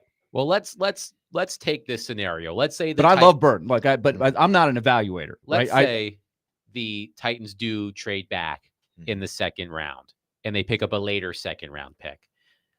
Derek, I'm going to name you some receivers who could be available later in the second round. I guess this is the question we're getting. Right. At. Go ahead. So there's Jaden Higgins out of Iowa State. There's Jalen Royals out of Utah State. Trey Harris out of Ole Miss. Jack Beck out of TCU. Isaiah Bond out of Texas. They all have either second or third round grades. In your analysis, who do you like out of that group? So the central question is what's the difference between that group and the two guys that you think are best at the top of your Burden list? is wide receiver 3, according to Brugler. Noel is wide receiver 5. Yes. Higgins is 6. Royals is 7. Harris is 8. Beck is 9. Bond is 10. Bond has some issues. He has some troubles. I believe that's the Texas receiver. Yeah. Something's going, like, legally. I believe something's going on with him. But so I'm not He was sure. arrested on a sexual assault charge. Exactly. So I don't know. Month. Yeah. I don't know how teams are looking at that or how, in depth they have gotten into the case. So that right there makes a team pause. Right. It's now somebody may end up taking him, probably 4th, 5th round. But with I the would Titans be surprised. Having the L'Jarius Sneed situation looming. I can't have him. I can't. So if we take Bond out of this, but maybe everybody passes on Bond, and one of your 4th round picks could be used on Bond. That's kind of what KC did once upon a time with Tyreek Hill, right? He had a major red flag, and when he slid that low, they took him. Now that's worked for some teams, and it's not worked for some teams. I'm going to go back to the study, Adam, again with the principle by the Nobel Prize winner, right? What's the guy's name again? I forgot. Richard Thaler. Yeah, he's a household name, so much so that I've already forgotten his name. But this was the finding of the study. Across all rounds, the probability that a player starts more games than the next player chosen at his position is just 53%. So by that theory, trading down and taking one of those wide receivers at the bottom of the round, if it gets you more picks, would be the play. And not falling in love with any one of these guys we're talking about. But that's the art, right, of trying to select the right guys for you. Because I'm not discounting that if you really think the guy is the perfect fit, which is what they came to the conclusion of with Cam Ward, right or wrong, then it's hard to resist your human instinct to say, but this is the guy I like the best. Dane Brugler has 3 wide receivers that he has in the 2nd/3rd round grade. So let's break them down. Jalen Royals out of Utah State, Trey Harris out of Ole Miss, and Jack Beck out of TCU. Jalen Royal and Beck, because Chris loved Jalen Royal, and we were talking about him last night from Utah. I just don't think that he would offer. He's not going to come in and be a day one starter. He's not. Now, will he be a solid pro? I think he will be, but I don't think he moves the needle. Nor do I believe Jack Beck moves the needle. He's another guy. He's a bigger receiver, 6'1", but he doesn't do anything, great or really, really good. He just falls in the mode of he's going to be a good pro. when you look at Harris, that was the last one. Trey Harris. Trey Harris. He brings no explosiveness. He's a big body, catches the ball well. He doesn't bring any explosiveness whatsoever. Didn't time well, but he's just, to me, he's a possession receiver. They need somebody that can be explosive in this offense beside Calvin Ridley. They need somebody that can be explosive from in between 5 to 10 yards or in between 0 to 10 yards. They need a guy that can be explosive within those yardage, meaning he catches the ball at 5, catches it at 10, explode up the field and get to the yak. I don't think Trey Harris is that guy. I don't think Jack Beck is that guy, nor do I think Jalen Royals could be that guy. Jalen Royals, according to Dane Brugler. He was a 2-year starter at Utah State. He was an outside wide receiver exclusively to the left of the quarterback. An offensive coordinator, Kyle Cifalo's pass-heavy spread scheme. A late bloomer, he exploded onto the NFL radar on 2023 as the only FBS player with 70 catches or more and 15 touchdown grabs or more. He was having another productive season as a senior before a right foot injury sidelined him for the second half of 2024. So why would you even touch him if that's the case? Foot injuries. But again, I think that's more so a product of how they run their offense. He's a volume guy. Did he explode? Yes, he did explode on the scene with the numbers. But does that translate, to the NFL? It may, but I just think he's going to be a solid pro. I think those other two guys have more of an impact for you a lot earlier. Jack Beck, a 1-year starter at TCU. He was an outside receiver, primarily to the right of the formation, an offensive coordinator Kendall Briles' up-tempo spread attack. He was a hybrid receiver tight end as a true freshman at LSU. Dwayne Brugler writes, quote, although he isn't super dynamic, Beck is a smooth physical athlete who can get in and out of breaks with gear change and route savvy. He is a skilled ball tracker and plays with supreme confidence in his ability to adjust, frame, and finish grabs. 1 drop on 91 targets in 2024. Overall, Beck's acceleration is more build-up than immediate, and he will need to prove himself versus NFL press coverage, but he's urgent as a route runner with the ball-winning skills and competitive personality that will play. He has experience both inside and outside, and his play style is reminiscent of Puka Nacua. I mean, if you're gonna get Puka Nacua's numbers, then okay. But again, Fair. But do you think that, based on what you've seen of Jack Beck, do you see Puka Nacua in him at all? I didn't think anybody, but I sure enough didn't think Puka Nacua. But again, I think he's going to be a solid pro. Do I think he moved the needle for your team? No, especially not right away. I just think guys like Luther Burden and guys like Jalen Noel, those guys have exactly what your offense needs. That quick space, that short space quickness, but then not only that, they have the ability to build up speed very quickly and get yards after the catch. This Luther Burden, man, this dude is tough. And there must be whatever's in his background that has caused him to fall. Man, oh man, I hope he can work all that stuff out, man, because this kid is he has the ability to be one of those receivers that we talk about, the physicality of him being able to do, multiple things, sort of like, St. Brown, guys like that. I remember, Willie, watching Vanderbilt and Missouri, the double overtime game during the football season. Burden had some big catches in that game, 6 receptions, 76 yards, and 2 touchdowns. Well, the one that I'll always remember is Vanderbilt got the game to overtime, scored in the first. They had a great comeback to get it to overtime. Scored in the first overtime. You're like, and played him one-on-one. One stop. First one play, stop. first Come play, on, right? One stop. Yes. One stop. Give me the one stop. First play. Boom. Touchdown. I remember that. I was like, man to man. Why are you playing man to man on the best receiver? I was like, what? Yes. Come on. But he brings that home run hitting ability. Him more than Noel. But I just like the way those two play and how they can potentially fit in his offense and how they can grow with Cam Ward. All right, can we hit on one thing? Maybe set the table for the dynamic here, because Cleveland did what I thought the Titans should have done. They traded down. Mm-hmm. They have the picks sort of on both sides of the Titans, right? They sort of dictate the beginning of the second round. They could draft Shedeur Sanders if that's what they like, or they could call around and say, who wants Shedeur Sanders? You want Shedeur Sanders? We've got the pick. You can get Shedeur Sanders right now. Cleveland has picks number 33 and 36. So they Right. kick off and the second Titans are round. at 35. Correct. So the to Texans me, that's are the at game. 34. That's the game. You do. They've done all the evaluation like Dmace has done on these guys, and that's just the wide receivers. They've got a boatload of needs. They've got all these picks. That is what the Titans' focus should be. Is what are the Browns going to do? I'd be calling the Browns. I'd be trying to figure out who's going to go get Shedeur. How does that affect the board? Who's going to be there when we pick? Because the Browns have the pick right after them, too. Yes.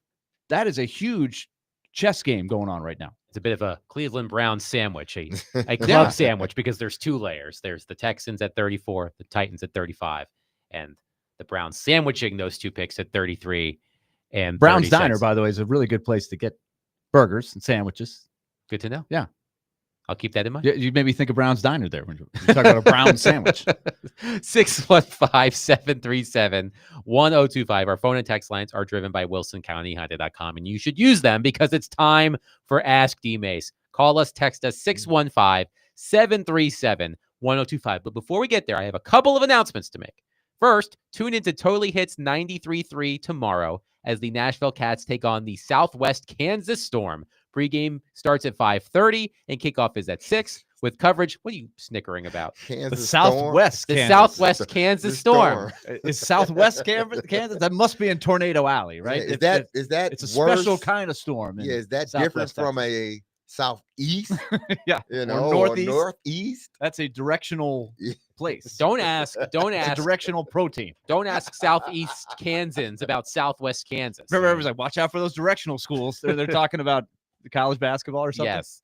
Pregame for the Cats versus the Storm starts at 5:30 tomorrow, and kickoff is at 6 with coverage also available on the Totally Hits 93.3 app and at TotallyHitsNashville.com. Let me also tell you to join Robbie Stanley and 102.5 The Game from 10 a.m. to 2 p.m. at Coleman Tractor in White House tomorrow for Kubota Orange Days. There will be exclusive deals on compact tractors, zero turns, and more, with special financing available. Sale runs from 9 a.m. to 2 p.m. with demos, deals, giveaways, and lunch from 11 to 1. That's at the Coleman Tractor of White House, located at 3631 Highway 31 West tomorrow.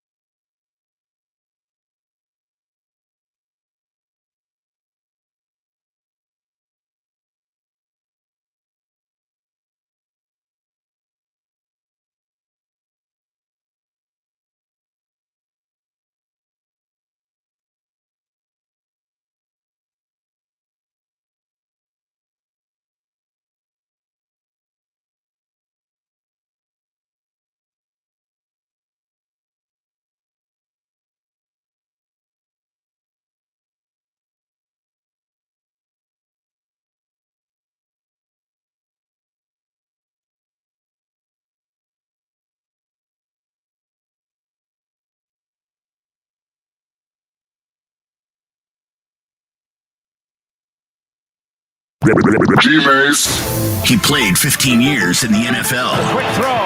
Touchdown, Derek Mason. He had over 12,000 receiving yards. Midfield, and there he goes.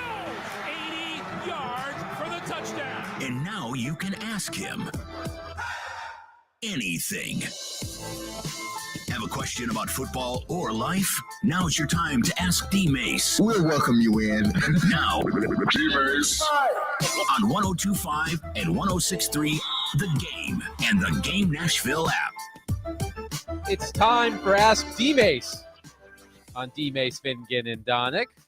Before we get to your questions, tune in today to 102.5 The Game for Vanderbilt baseball as the Commodores take on Ole Miss. Pre-game begins at 6:15 and first pitch is at 6:30. Coverage is also available on the Game Nashville app and at thegamenashville.com. Anchored out. Let's start with Wes in Hermitage on our text line. He says, when I saw the Jags trade up, I thought the Titans were in trouble. Now seeing how all this has played out, I definitely think we're in trouble. I can 100% see the Jags drafting Sanders in round 2 and trading Trevor Lawrence. If that happens, we just might have some issues in the division. Is my worry warranted? You're saying it's Sanders and Hunter in Jacksonville. Correct. The net result of what you're saying. Yes. Listen, if it ends up that way, they may be in trouble. They may not. I have no idea. If I'm banking it on Jacksonville, I would say no. They're not in trouble. At least the Titans aren't, because the Jacksonville, for whatever reason, they haven't been able to put it together. It's not like Jacksonville don't have good players or haven't had good players and very good players, might I say. Jacksonville just hadn't put it together. So I'm not truly scared about it.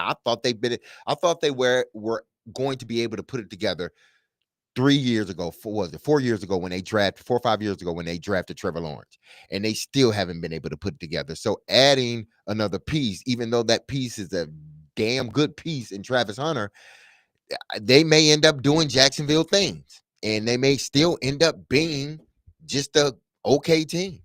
So I'm not worried about necessarily what Jacksonville is doing. But I mean, if you're the Titans, I think you do need to understand your opponents and what they're trying to do, whether it's, Jacksonville drafting Hunter or more importantly, what the Indianapolis coach did. I think the Indianapolis coach got the steal. They may have gotten the steal of the draft by drafting the tight end out of Penn State, Tyler Warren. Yeah, Tyler Warren. I think that kid, he may end up being like one of the best tight ends, period. This kid is good. He's versatile. He can do everything. Block, catch, throw the football, run the football from the backfield, and he's a big guy with speed. So look at what Indianapolis is doing. Look at what Jacksonville has done. It may work, may not. Houston, what they're doing. You got to look at that, and then where do you fit? How do you assess your team based upon what you're looking at in your own division? Bob in Mount Juliet says, Dmace, when y'all do the draft show and Sunday show, does Stilly really love the Titans as much as he says? He's always on their asses. That's Bob in Mount Juliet. No, he does love. He is a Titans fan. You would not be able to get the Jared Stillman that you hear on the radio every weekday if he did not love the Titans.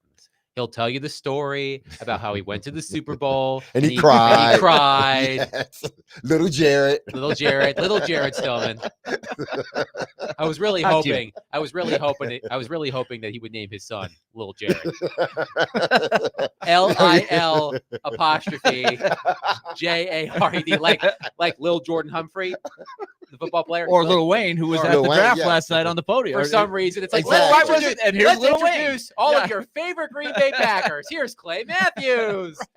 And there's Lil Wayne. Everybody's like, what? Do you think Lil Wayne's ever been to Green Bay, Wisconsin before this? He's an avid fan. Yeah, he's a big fan. Yeah. Doesn't he own or no? Supposedly. Well, he owns a percentage of some other team, I believe. A small percentage, but you can't do that. He might. The Packers are publicly owned. He probably got a few shares. Yeah, that he owns. So he can walk around and tell everybody he's an owner, like a lot of other people of our staff.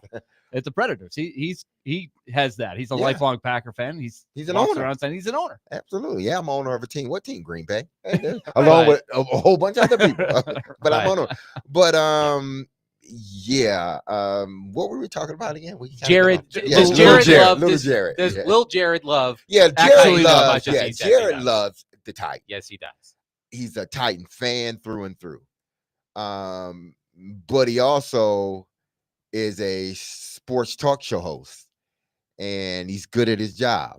And it's this dichotomy of being a fan but hating their moves. And Right. it sounds like he hates the Titans, but he doesn't hate the Titans. He loves the Titans, but he doesn't trust the moves that they make. Would you explain that? How would you explain? I think that's fair, and he's not unique. Like I will give you my mentor, a guy that brought me into this line of work, was George Plaster. Mhm. He used to get questioned all the time about Vanderbilt that way, right? And it was unique because for a time he was Vanderbilt's announcer, but on the talk show it was very similar. Vanderbilt was going through a hard time, right? They were losing games. And people were like, wait, do you really love school? And he would always be like, yes, I love the school. I went to the school. I'm an alumni. I grew up in Nashville.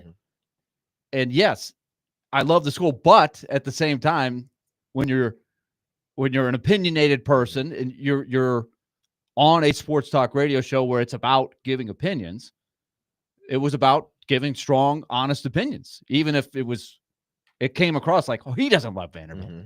He hates Vanderbilt. He's so negative. He's negative. But he loves him. I mean, that's what Jared is 2.0, right? It's the same thing. Yes. There is an He doesn't love the Titans. There's an He hates the authenticity Titans. to Jared that He's negative. cannot be manufactured. So No. to answer your question, Bob, he indeed does love the Titans. Andrew from Dover says, Dmace, you win tickets to every NBA Finals game this year. Which teams do you want to see face each other in the finals? Ooh. Okay, Willie will get me with this. I want to see the Celtics and the Lakers once again. Ooh. Oh man, the That would be NBA something. would love that. Yes. Or That would the be awesome. Lakers and the Knicks. A classic. They would love that. The Knicks in Madison Square Garden, who haven't been to the finals forever. Exactly. Since they what? lost to the Union, Spurs. yeah. They lost to the 99. Spurs. And then before that, it was a long run before it was, you had to go back to the 70s, What right? was it, Willis So Reed? Those The days? Willis Reed teams, Yeah. I don't think they went to the finals at any point between then and now, other than the Allen Houston team, It's been 25 the plus Latrell years at this Sprewell. point. Yeah, It's been 25 plus years at this that would be pretty cool. Yeah, so I would say just for the nostalgia, and they would make it such a big thing. I mean, you wouldn't be able to handle it, people. It'd be so much press on that game.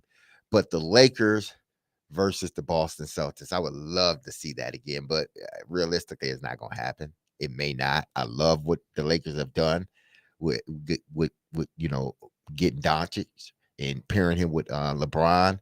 But they're still just good enough from top to bottom to get themselves, in the NBA Finals. So if I have that was my perfect matchup, but I think it will be Boston and OKC. Before we go to break, Joel says on our text line, Tehran was wearing a Mets lapel pin for the draft. There He you go. Who outdid was? you, Willie. Tehran He outdid you. was wearing a Mets Do you lapel have a pin. Mets lapel pin? Of course he pin? was. Do you have one? I do not.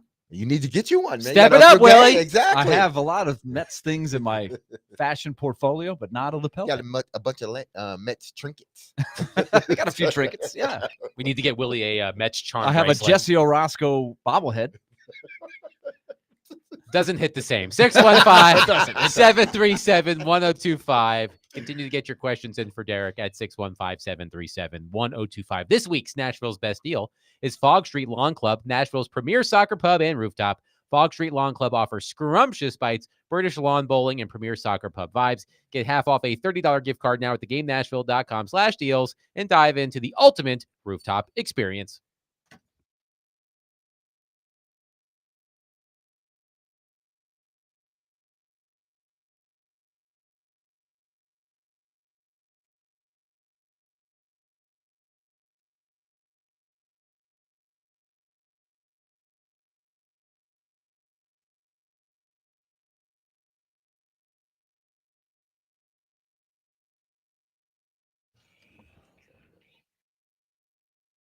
Happy Friday, everyone. This is Derek Mason, and you heard me tell you about Dr. Lodge and his staff over at Cool Springs MD for some time. If you set out to lose weight, chances are it's not your first time setting some type of goal to shed some extra pounds, only to come up short. But I got some solutions, because at Cool Springs MD, Dr. Lodge and his team understands the frustration of this cycle, and that is why they offer a different approach to weight loss. Their comprehensive weight loss program is led by Dr. Jeffrey Lodge and addresses the root cause of weight gain with tailored nutrition, exercise, blood test supplements, and more. They will customize a program specific to you and you only. So connect with Dr. Lodge at CoolSpringsMD.com to schedule your appointment for a personalized weight loss plan just for you. That's Cool Springs MD, where your weight loss journey becomes a success story.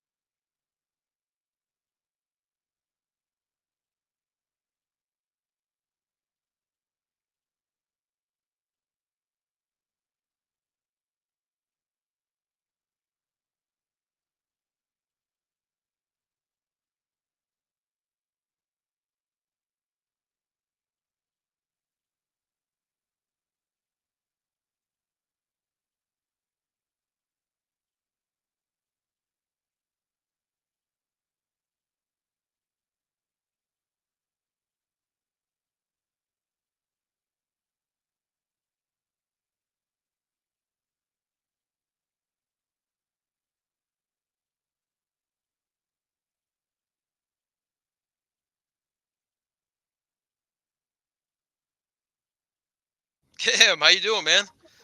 This I'm good, is man. Mike Borghazi with Tennessee Titans. Yes, sir. How you doing? I'm doing great, man. You guys doing well there? Hell yeah, we good. Yeah, you good? Hey, listen, as we went through this whole process here, I can't tell you how impressed we've been with you. Not only the player, but the person that you are, the leader that you are. And we couldn't think of anyone more deserving to be this #1 pick here and to represent this franchise. So we're going to turn this pick in here and make it the #1 pick. How's that sound? Good. Sound good? Listen, congratulations. Enjoy the moment. You deserve it. Enjoy this moment with your whole family. Soak it in. I can't wait to see you guys here tomorrow, you and your entire family. And we'll get ready to work here, right? That was Mike Borghazi calling Cam Ward to inform him that he was going to be the #1 overall pick. It was so quiet. That phone call was quiet. It sounded like he was overcome with emotion there. Yeah. But I'm saying like the background, he must have been somewhere. Got a quiet room. Yeah, quiet room, or he just, he didn't have a huge sort of party. What I've liked about Cam Ward through this process is that he's so understated, right? He seems to speak calmly and carry himself with that quiet confidence that bursts out on the football field, it seems. Even what he was wearing last night was just, again, to use that word, an understated suit. Nothing flashy about it. There's nothing wrong with wearing a flashy suit, but there was nothing flashy about Cam Ward's suit. And then you juxtapose that to a year ago, where Will Levis was sitting in the green room with his cute mom and his hot sister and his hot girlfriend, and watching his stock just plummet as he failed to get out of the first round. And 2 years ago, this was that 2 years ago? Yeah. Oh, why was that? Why did I think that was last year? He was not a rookie last year. No, he that's wish true. he was. I apologize. 2 years ago. 2 years ago. Don Juan, I believe, was the characterization by Rich Gannon. It about was the visual there. I went back and looked at the picture. It was just Will Levis with a bevy of blondes on the couch. But you weren't hearing these uplifting stories about Will Levis. You were listening to him talk about putting mayonnaise in his coffee. And didn't he eat bananas with the peel on or something? Yeah, something crazy like that.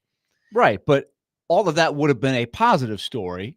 It would have been, hey, what an interesting guy, if he were good, right? All of that gets used one way or the other. And don't get me wrong, I like what Cam Ward appears to be about. Everything I've read about him, I've observed the same thing you do, Adam, and I think that's a positive. But it's going to come down to whether he can play. Willie, you had a question for Ask Dmace during the break. We were watching the Pat McAfee show. Roger Goodell was on the set, and they're clearly in a covered set. It's cold enough in Green Bay that they got Pat McAfee to actually wear something with sleeves. Anytime I see Pat McAfee wearing something other than a tank top, I think he's wearing a tank top underneath this weird jacket he's wearing. Right. He wears what he always wears to the show underneath the coat. Right.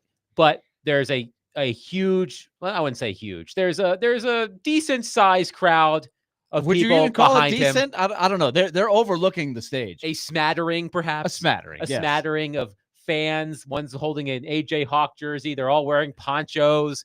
And you were wondering, would you subject yourself to this? Right. So are you having fun doing this? So let's broaden the question. Yes. Because it's an interesting group of people that we can't hear what Pat McAfee or and Roger you did Goodell make one say. observation. We see 0 women. I think there's the ratio of guys to girls. There's a term for that. We're not going to use it on the air. Please don't. Is it some sort of party? It's a fest. Okay. And when there's more guys than this is an extreme ratio. Could there be some brats there, perhaps some kielbasa there, perhaps? There's a good chance. They're in Green Bay. Some sausage there, perhaps. It wouldn't be a party in Green Bay without that, right? Brats and beers. I counted maybe 3. Grow up, Derek. Maybe 3 females on the set there. It's raining. It's cloudy. Oh my goodness! I'm just sitting back, just listening, people. It's Ask Steve though. Would you go to a draft? Would you ever go to a draft? As a fan, I thought about this when Nashville had the draft. Oh yes. Now Green Bay, you've got this it's a tailgate area. It's not downtown Nashville where No. you could go to downtown Nashville. You could stumble upon any number of things. It's up north. It's cold, man. There's nothing there. It's rainy. I know I wouldn't. I wouldn't subject myself to those climates if I didn't have to. That weather if I didn't have to. You know, It's currently 45 degrees and rainy, and rainy. Yeah, in no, Green I'm Bay, not doing Wisconsin. that. I'm no way, no how am I going near that stadium? I'm in the house watching it all. That's me now at 52 years Right. old. You know, well, 51. If I'm 21, 25, got a couple, beers in me. Yeah. You may go down there and just have some fun, stand back there and hope, text people like, you see me? You see me? Here I am, raising your phone or talking on the telephone. So, yeah. I mean, I would have did it then. But now, no. It is amazing how many people, when it's a draft, and this goes with any sport, like going to a draft is just not something I would have thought about doing when I was a kid or anything like that. But now it's a thing. By the way, according big thing. to The Athletic, the NFL's smallest city drew a crowd nearly double its population for the first day of the 2025 NFL Draft, as confirmed by the NFL. 205,000 fans attended round one of the draft Thursday in Green Bay.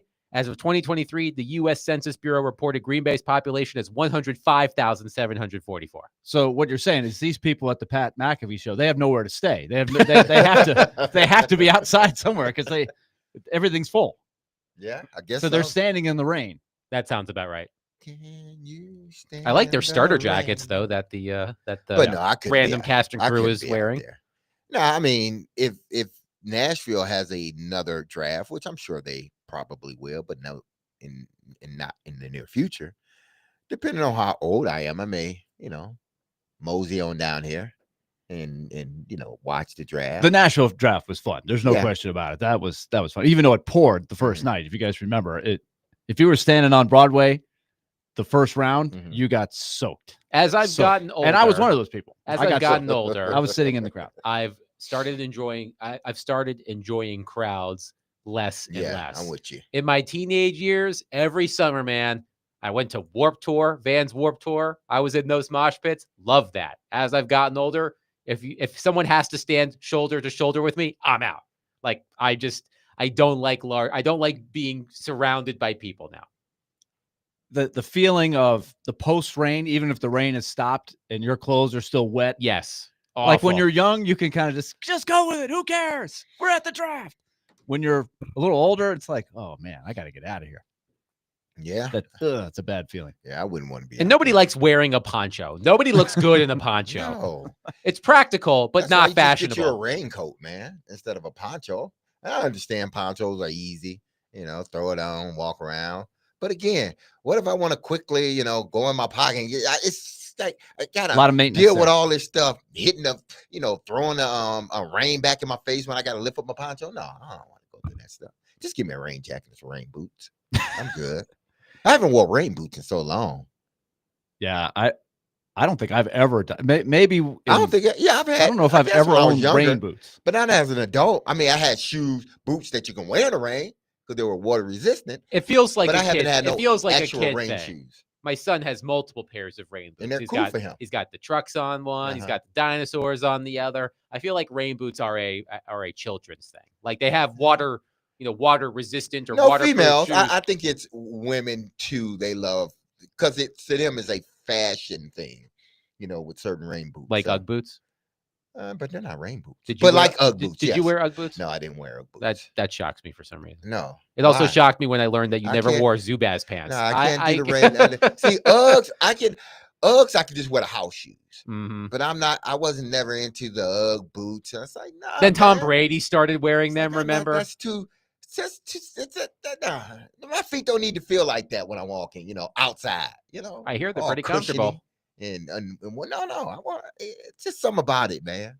615-737-1025. We'll get back into Cam Ward. But coming up next, there is something that I think all Titans fans can agree on about last night's draft. 615-737-1025. We'll talk about that next. Willie Donick, Derek Mason, Adam Vingham, 1025-1063, The Game.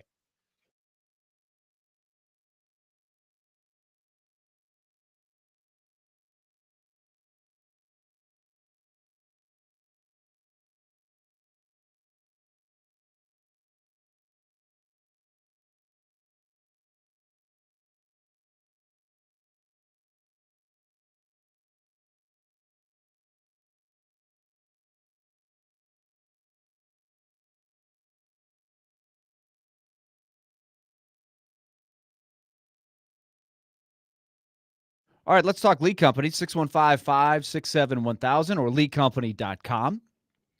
Lead Company has been in business since 1944.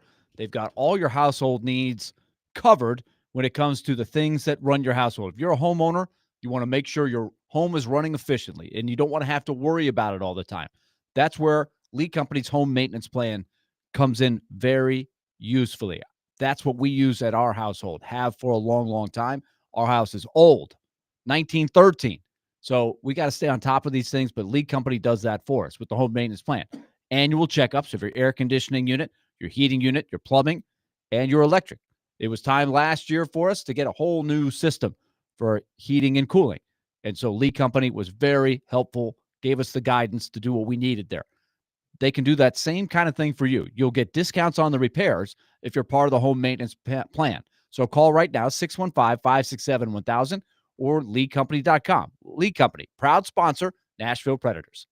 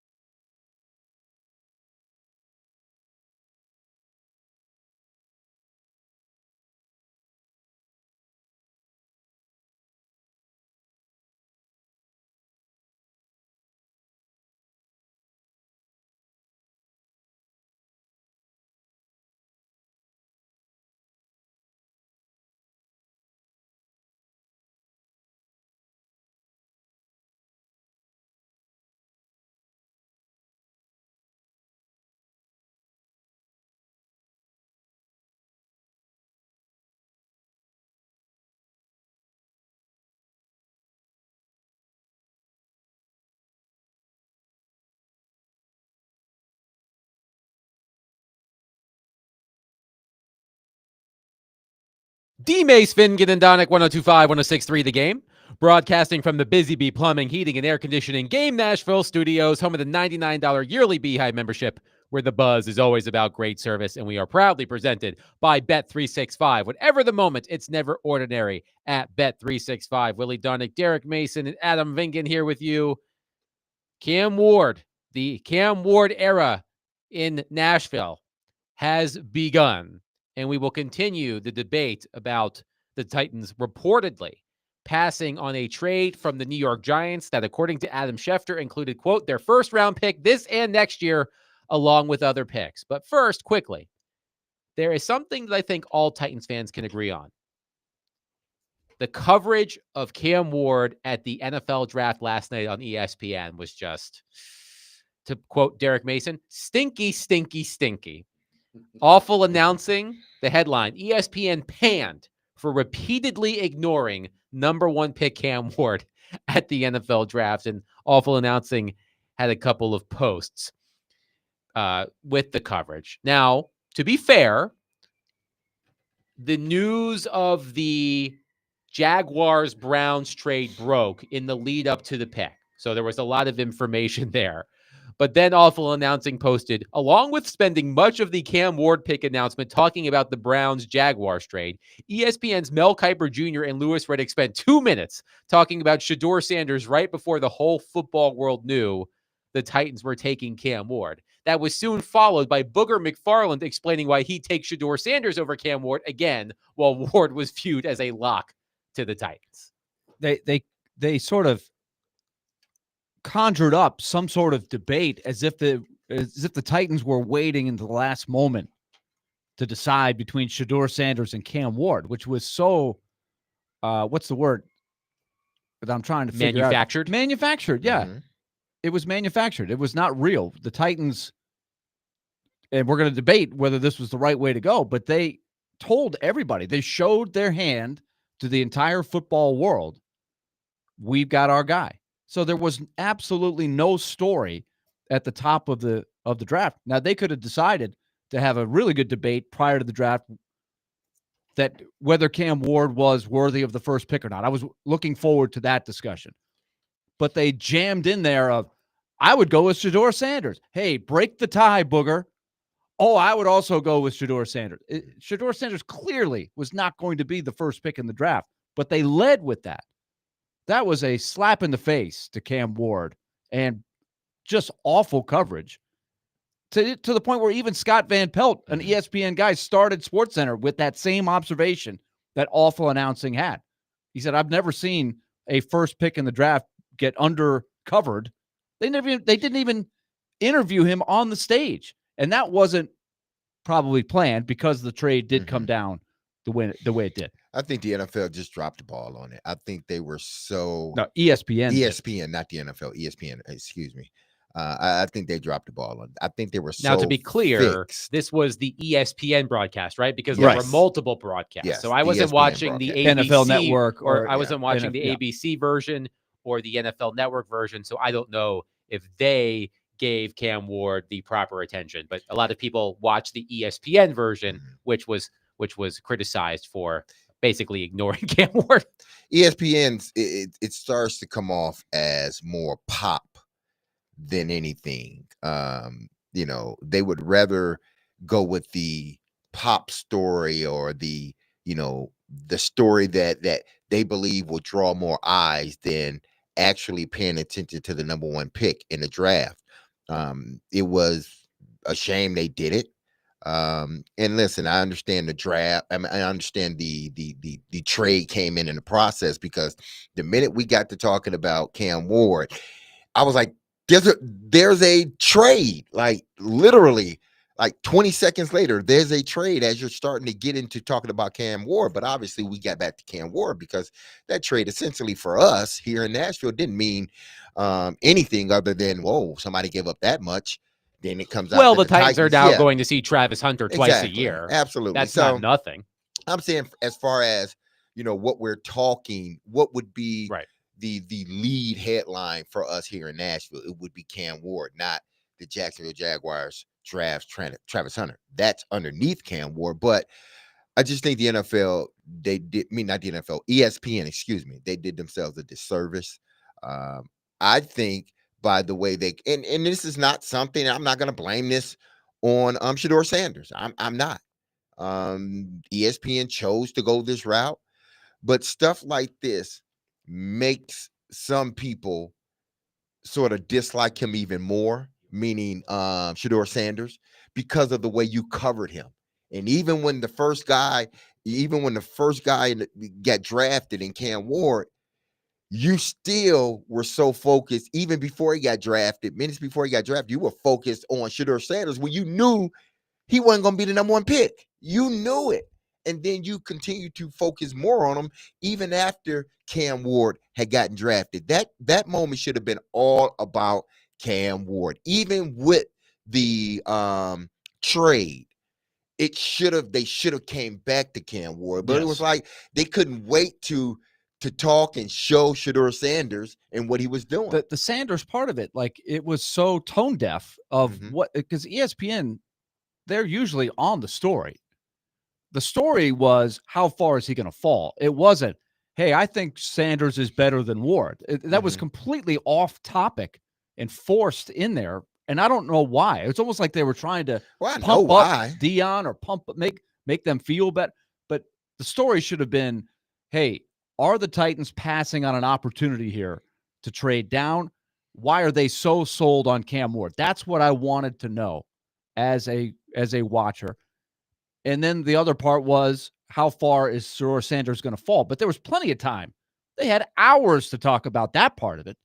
But the Titans knew and told everybody weeks ago, hey, Shedeur, we're going to pass on you. There's no reason after your pro day to follow up and have a visit, because we're not going to draft you. That was a fact. That wasn't speculation. So Shedeur Sanders falling out of the first round was the headline of the first round of the NFL draft. And I saw a lot of takes like this one from Albert Breer of Sports Illustrated. He tweeted, quote, "This is going to be painted as a slide. The reality on Shedeur Sanders is that it isn't. Most teams didn't see him as a first rounder. A lot of people didn't want to hear that, but it is what it is. Doesn't mean he can't succeed. He still can. It's going to be painted as a slide because he was, at the start of the college football season, I believe, the betting favorite to be the number one pick in the NFL draft.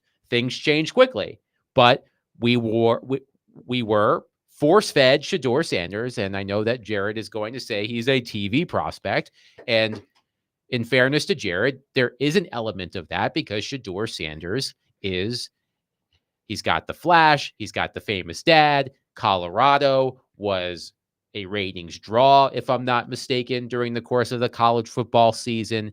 It makes sense that Shedeur Sanders is the type of prospect who is most interesting to discuss on television. But I found this interesting from Steven Ruiz of The Ringer. He did a winners and losers columns of the first round. And of course, like most winners and losers columns about the first round of the NFL draft, Shedeur Sanders was in the loser category. But he wrote this. I found this to be interesting. Quote, "If Shedeur Sanders were a true day one talent, his cockiness would have been framed as swagger. If he were if he were even a strong round two prospect, it's hard to imagine him falling past 32 teams, given how franchises covet quarterbacks on rookie deals and the fifth-year option teams get with first rounders. The truth is, Sanders' on-field flaws should be more of a concern than any perceived deficiencies he may have as a leader. He took sacks at a concerningly high rate in college.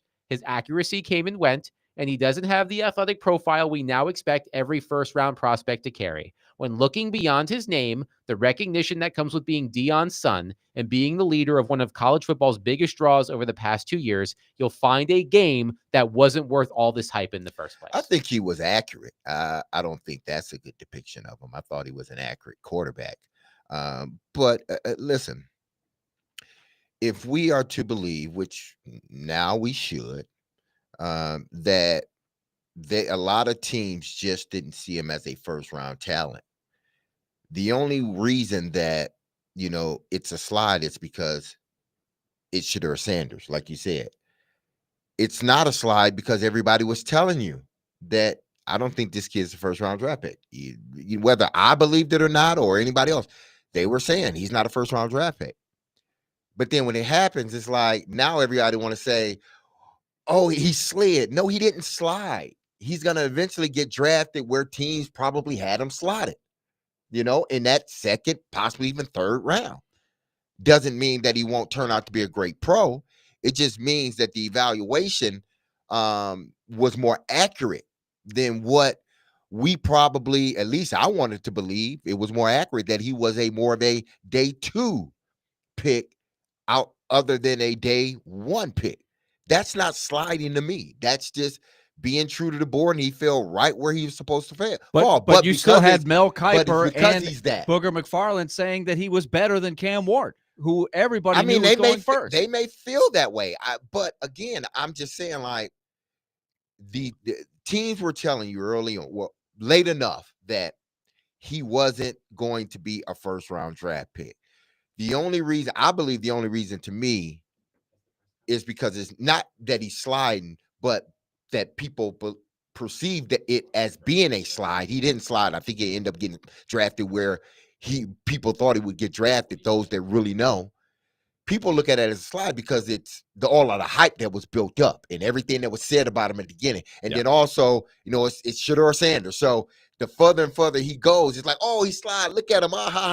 That's just what he get. When in actuality, they were telling you he's a second round pick. But then we should blame ESPN. A second day pick. Yes. We are going to join Cam Ward's introductory news conference in progress. Before we get there, the major news is that Warren Moon has handed Cam Ward his number 1. So it appears that Cam You get Ward, the feeling that discussion had taken place when they held up the jersey last night and it was number 1. But let's go to Cam Ward now. The person doesn't make the number, the player makes the number. Cam, the legacy of quarterbacks that this organization has been a part of course, Mr. Moon, Steve McNair, and now yourself. Does that put more pressure on you, or do you look at that and say, like, I need to live up to something greater than myself? Not really. All those players, they were playing for the Oilers. I'm a tight end, so none of that pressure ever gets to me. I really don't care what the outside world sees me as. The only thing that matters to me is the building my teammates, and so I never get too high, never get too low. I just want to go make plays. You've been able to insert yourself in 3 different college programs and be the leader, be the guy all 3 places immediately. What's the challenge on doing it at this level, surrounded by millionaires and guys who've been in this league? I just think just being real on time with stuff, especially offensively. You have to be an elite communicator.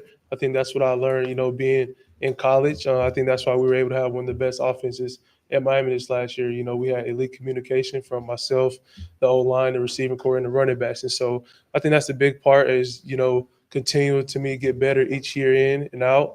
But I think communication is a big key to us having the success. How did you develop that skill for being so level-headed, to not getting high, getting low, and just kind of what is the key to keeping that in the tough moments? I would say by losing a lot in my life, and whether it's off the field, on the field, I just think the more you never change your level, more good things will happen to you. And, you also got to be a good teammate, because at the end of the day, I'll never be the only person to win us a game. I'll always be, receiver catching the ball, the running back running, defense tackling. And so, everybody plays a vital role, and, I'm just trying to do mine each week out. What is it about your game that you've been able to elevate your team and your teammates in the various stops that you've had, and how will that translate here? I think I elevated those guys just by, being a teammate, I would say. Being a real locker room guy and also holding people accountable. I think you can't do that unless you actually know the person, on a personal level. But at the end of the day, it all starts on the practice field. Okay, nothing translate to the game unless you rep it over and over. But, I plan on getting to work. Did you meet any other owners during this process? And did you realize at the time how significant it was that Amy came to that workout and took some time to talk to you, get to know you and your family? Oh, yeah, I got a chance to meet with the other team's owners as well. But I think just Miss Amy, she jumped off the charts, the connection that, I had with her off rip. My parents, my mom getting a chance to talk with her. And then, she's from my, my part of the area. She's down south. And so, I just think it was already, made to happen. Kim, the relationship that you developed with the receivers there in Miami, like very quickly, how did you go about doing that? Because talking to Restrepo, he said that you guys were on the same page immediately. You could talk without talking. How did you develop that relationship, and what did you learn as far as being able to spin it forward to here? I would say just watching a lot of film with those guys, and then also getting reps at practice. Whether I know we're gonna have bad days of practice, miss reps here and there, but you got to be able to make it up at the end of practice. But you also got to have the receivers to want to push themselves like I had in Miami. I'm surrounded by that with Tennessee. I have some elite vets, some elite young guys, and so I already get to work with those guys. But it starts in the film room. The football stuff on the field take care of the rest. You talk about that a lot, Cam, when it comes to the film room, and one of your coaches at Washington State said you're so diligent in your preparation, and it starts there. At what point, did you know, like, okay, I got to be in there, I have to put in the time, and did you fall in love with the process of it too? I've probably noticed it the most when I got to Wazoo. And it's something that you do fall in love with because I'm behind the 8 ball. I didn't get a chance to grow up in high school, in college, playing in different offenses, learning football. I really didn't start learning football until I got to Wazoo. And so, as I progressed throughout my career, I started to love it even more. And I just think just over time, I've gotten better. I learned how to watch film the right way. I think I have a great way of seeing space on the field, and also getting through progressions. And so I think everything's helped me, to this point. I've also played with some teammates, who's got a chance to play in the NFL in my past. And so I just think it all worked out. Cam, what is it about Coach Callahan's offense that you think fits your game and your skill set conceptually? I just think a lot of stuff translates over from what I did at Miami, even at Wazoo and UIW. It's a real quarterback-friendly offense. You see what he did with Joe Burrow when he got him his rookie year. But I mean, Coach Callahan is one of the best offensive minds out there, And for me, it's a blessing to play for him. For somebody who I know gonna believe in me, who gonna put the ball in my hands at the end of the game to go win it. As a quarterback, that's all you can really live for. What was the play you were asking him about last night? Switch verts. Can you kind of talk us through why you like it so much? Verticals. We window shopping over here. Hey Cam, can you shed some light on your respect for Warren Moon? What do you know about his career, his journey? How do you relate to that? I got a lot of respect. I didn't know much about him until the draft was really started since February after the last game the Titans have. Before I called him, I made sure I watched his highlights to make sure he was legit, and so he was legit. I'm trying to get up to his level one day. It might take me a little time, but I'll get there eventually. And so he's a Hall of Famer, and for me to be in that same number that he was in, it's an honor, and I'm excited that he's here. He made time out of his way. He could have did plenty more stuff, but he made sure he was here for me, and so I'm forever grateful for it. The fact that he went to Canada and didn't get his shot in the NFL, does that resonate with you? A little bit, I would say. I also think it was a different time too. The game's progressed many years. There's a lot of plays I've seen. He doing 5-step drops on the center, and they run a quick game, and so that's not what we're doing nowadays from understanding like that. But I just think as the game progressed, he was ahead of his time, I would say. But I'm sure he made the most of it, and he did. Did you have any hesitation about making that phone call? Did you talk to Brian or Mike about? Did they soften the path for you there, or I didn't have no hesitation making a phone call. The only thing you can say is no, and so if you said no, I'd have just got a different number, and so I wasn't really too worried about it. It don't hurt to ask. Yeah, what does the term franchise quarterback mean to you? Somebody who can lead their teammates. For a numerous amount of years, not just, one season. You got to be consistent in the National Football League, and that's why you see some of the best quarterbacks out here like Pat, Josh, and Lamar, being in the playoffs every year. They're consistent quarterbacks. That's, where I want to get to in my career real fast. And, it's good that I can do it, in a quarterback-driven system like Coach Callahan has, and around a lot of good weapons. What traits do you think you have that kind of typify what a franchise quarterback means? I think I don't get enough credit for the type of processor that I am. I think I see space real well. Over my college career, I've gotten better at each stop at getting through progressions. And I just think my feel for the pocket is, something that can't be coached, but it's also something that you have to watch a lot of film on. What does it mean to you that this organization has put its faith and trust in you to be the guy? That's all I really needed. All I need is one shot. I'm going to make the most of it. And, for them to draft me number 1 overall, I know they don't regret it, and I'm going to make sure they don't. Cam, I think I read your family hasn't missed one of their games. So what do you think it is about you and your family who will likely spend a lot of time here that fits well with Tennessee and Nashville? They just like seeing me play football, honestly, I would say. They never missed a game my whole career from Little League. My dad coached me all the way to this point, and, it's a blessing. Not a lot of athletes can have both their parents at their games. So I'm one of the lucky ones out here. And, every time, I get in the stands, it's really the only 2 people I look for. And so, they at the game, I'm good. I'm just trying to go win a game. Cam, your teammates talk glowingly about your leadership. We actually at the combine. How do you feel like your leadership style would translate to the NFL? In meeting some of your teammates that you'll be playing with, how have you started to kind of implant yourself now as we enter the next phase of your career? Just being a good communicator, I would say. Coming in with confidence, watching film with those guys, then also, understanding them. We're going to have miscommunication, but at the end of the day, when it comes Sunday, we're going to be on the same page. And I just think, the more we can mess up, during the week, it's going to end up, leading us to better plays on Sundays. That was Cam Ward at his introductory news conference. The big news is that Warren Moon has given Cam Ward his blessing to wear number 1. So get your Cam Ward number 1 jerseys now. 615-737-1025. We will react to what we heard also about Warren Moon's decision to give Cam Ward the number 1. That's coming up next. Willie Dondick, Derek Mason, Adam Vingan, 1025, 1063, The Game.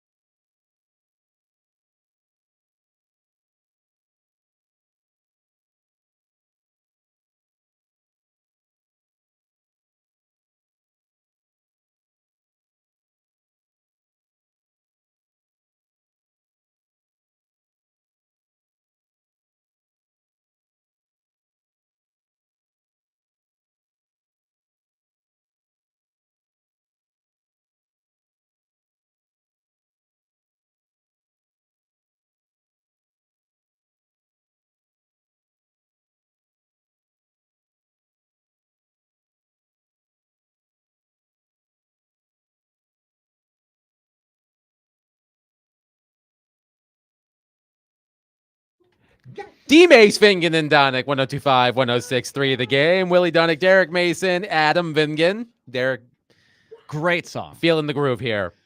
Tina Turner's only #1 hit. Did you know that? I did not know that. I heard that this morning. I heard this song this morning. I didn't even request this. What you call it when number one? The other what was her other song? The big song. Oh, she had a ton of great songs. Yeah, but none of them hit #1 except for this one.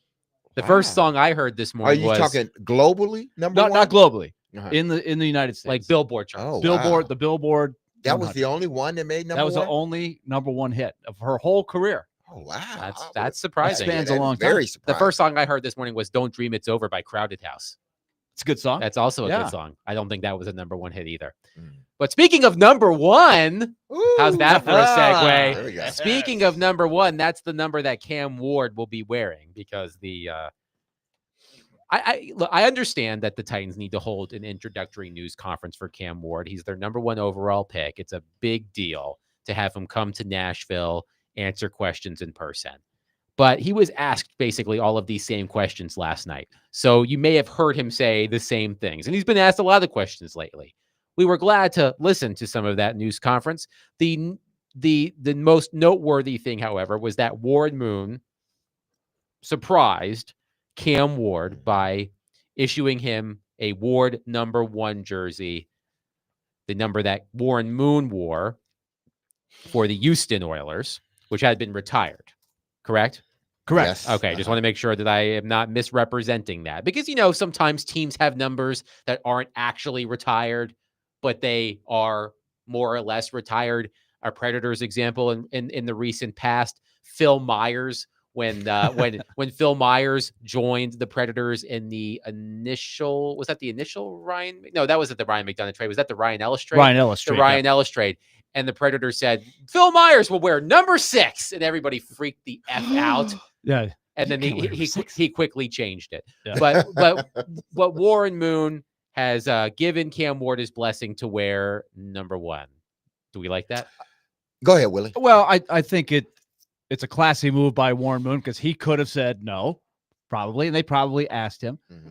It is also, I think, a simple move because it delineates the Houston Oilers from the Tennessee Titans, even though it's the same franchise. We had this discussion a few weeks ago when the discussion was, are the Titans have decided not to wear the Oilers uniforms for the coming year.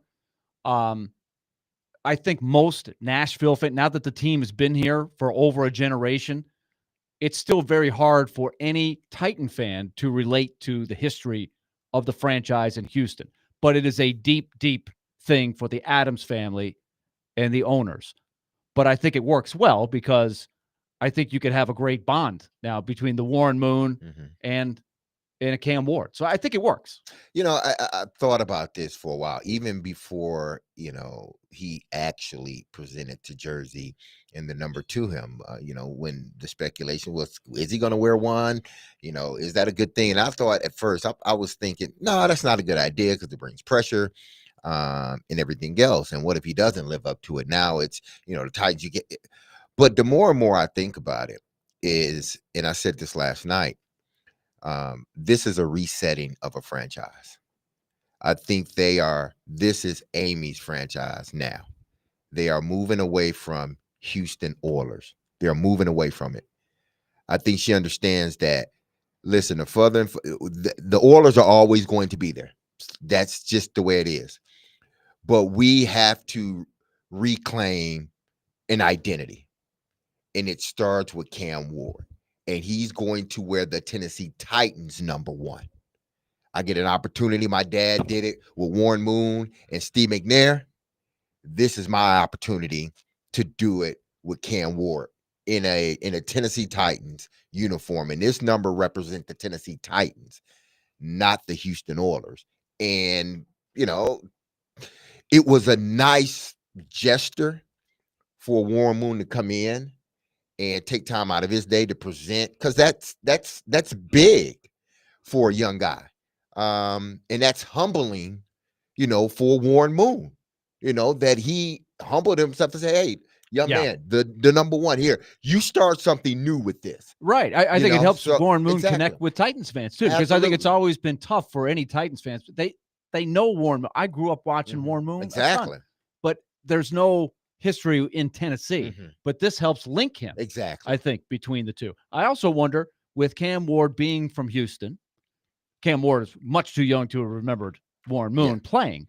But I wonder about his dad. I don't know if his dad or his mom or both grew up in the Houston area, but it's very possible that Cam's dad grew up watching Warren Moon for Houston. If that's them, I don't know. But again, it's a good link and a bond. I think it's good that Warren Moon's like, yeah, I want to feel connected to this franchise.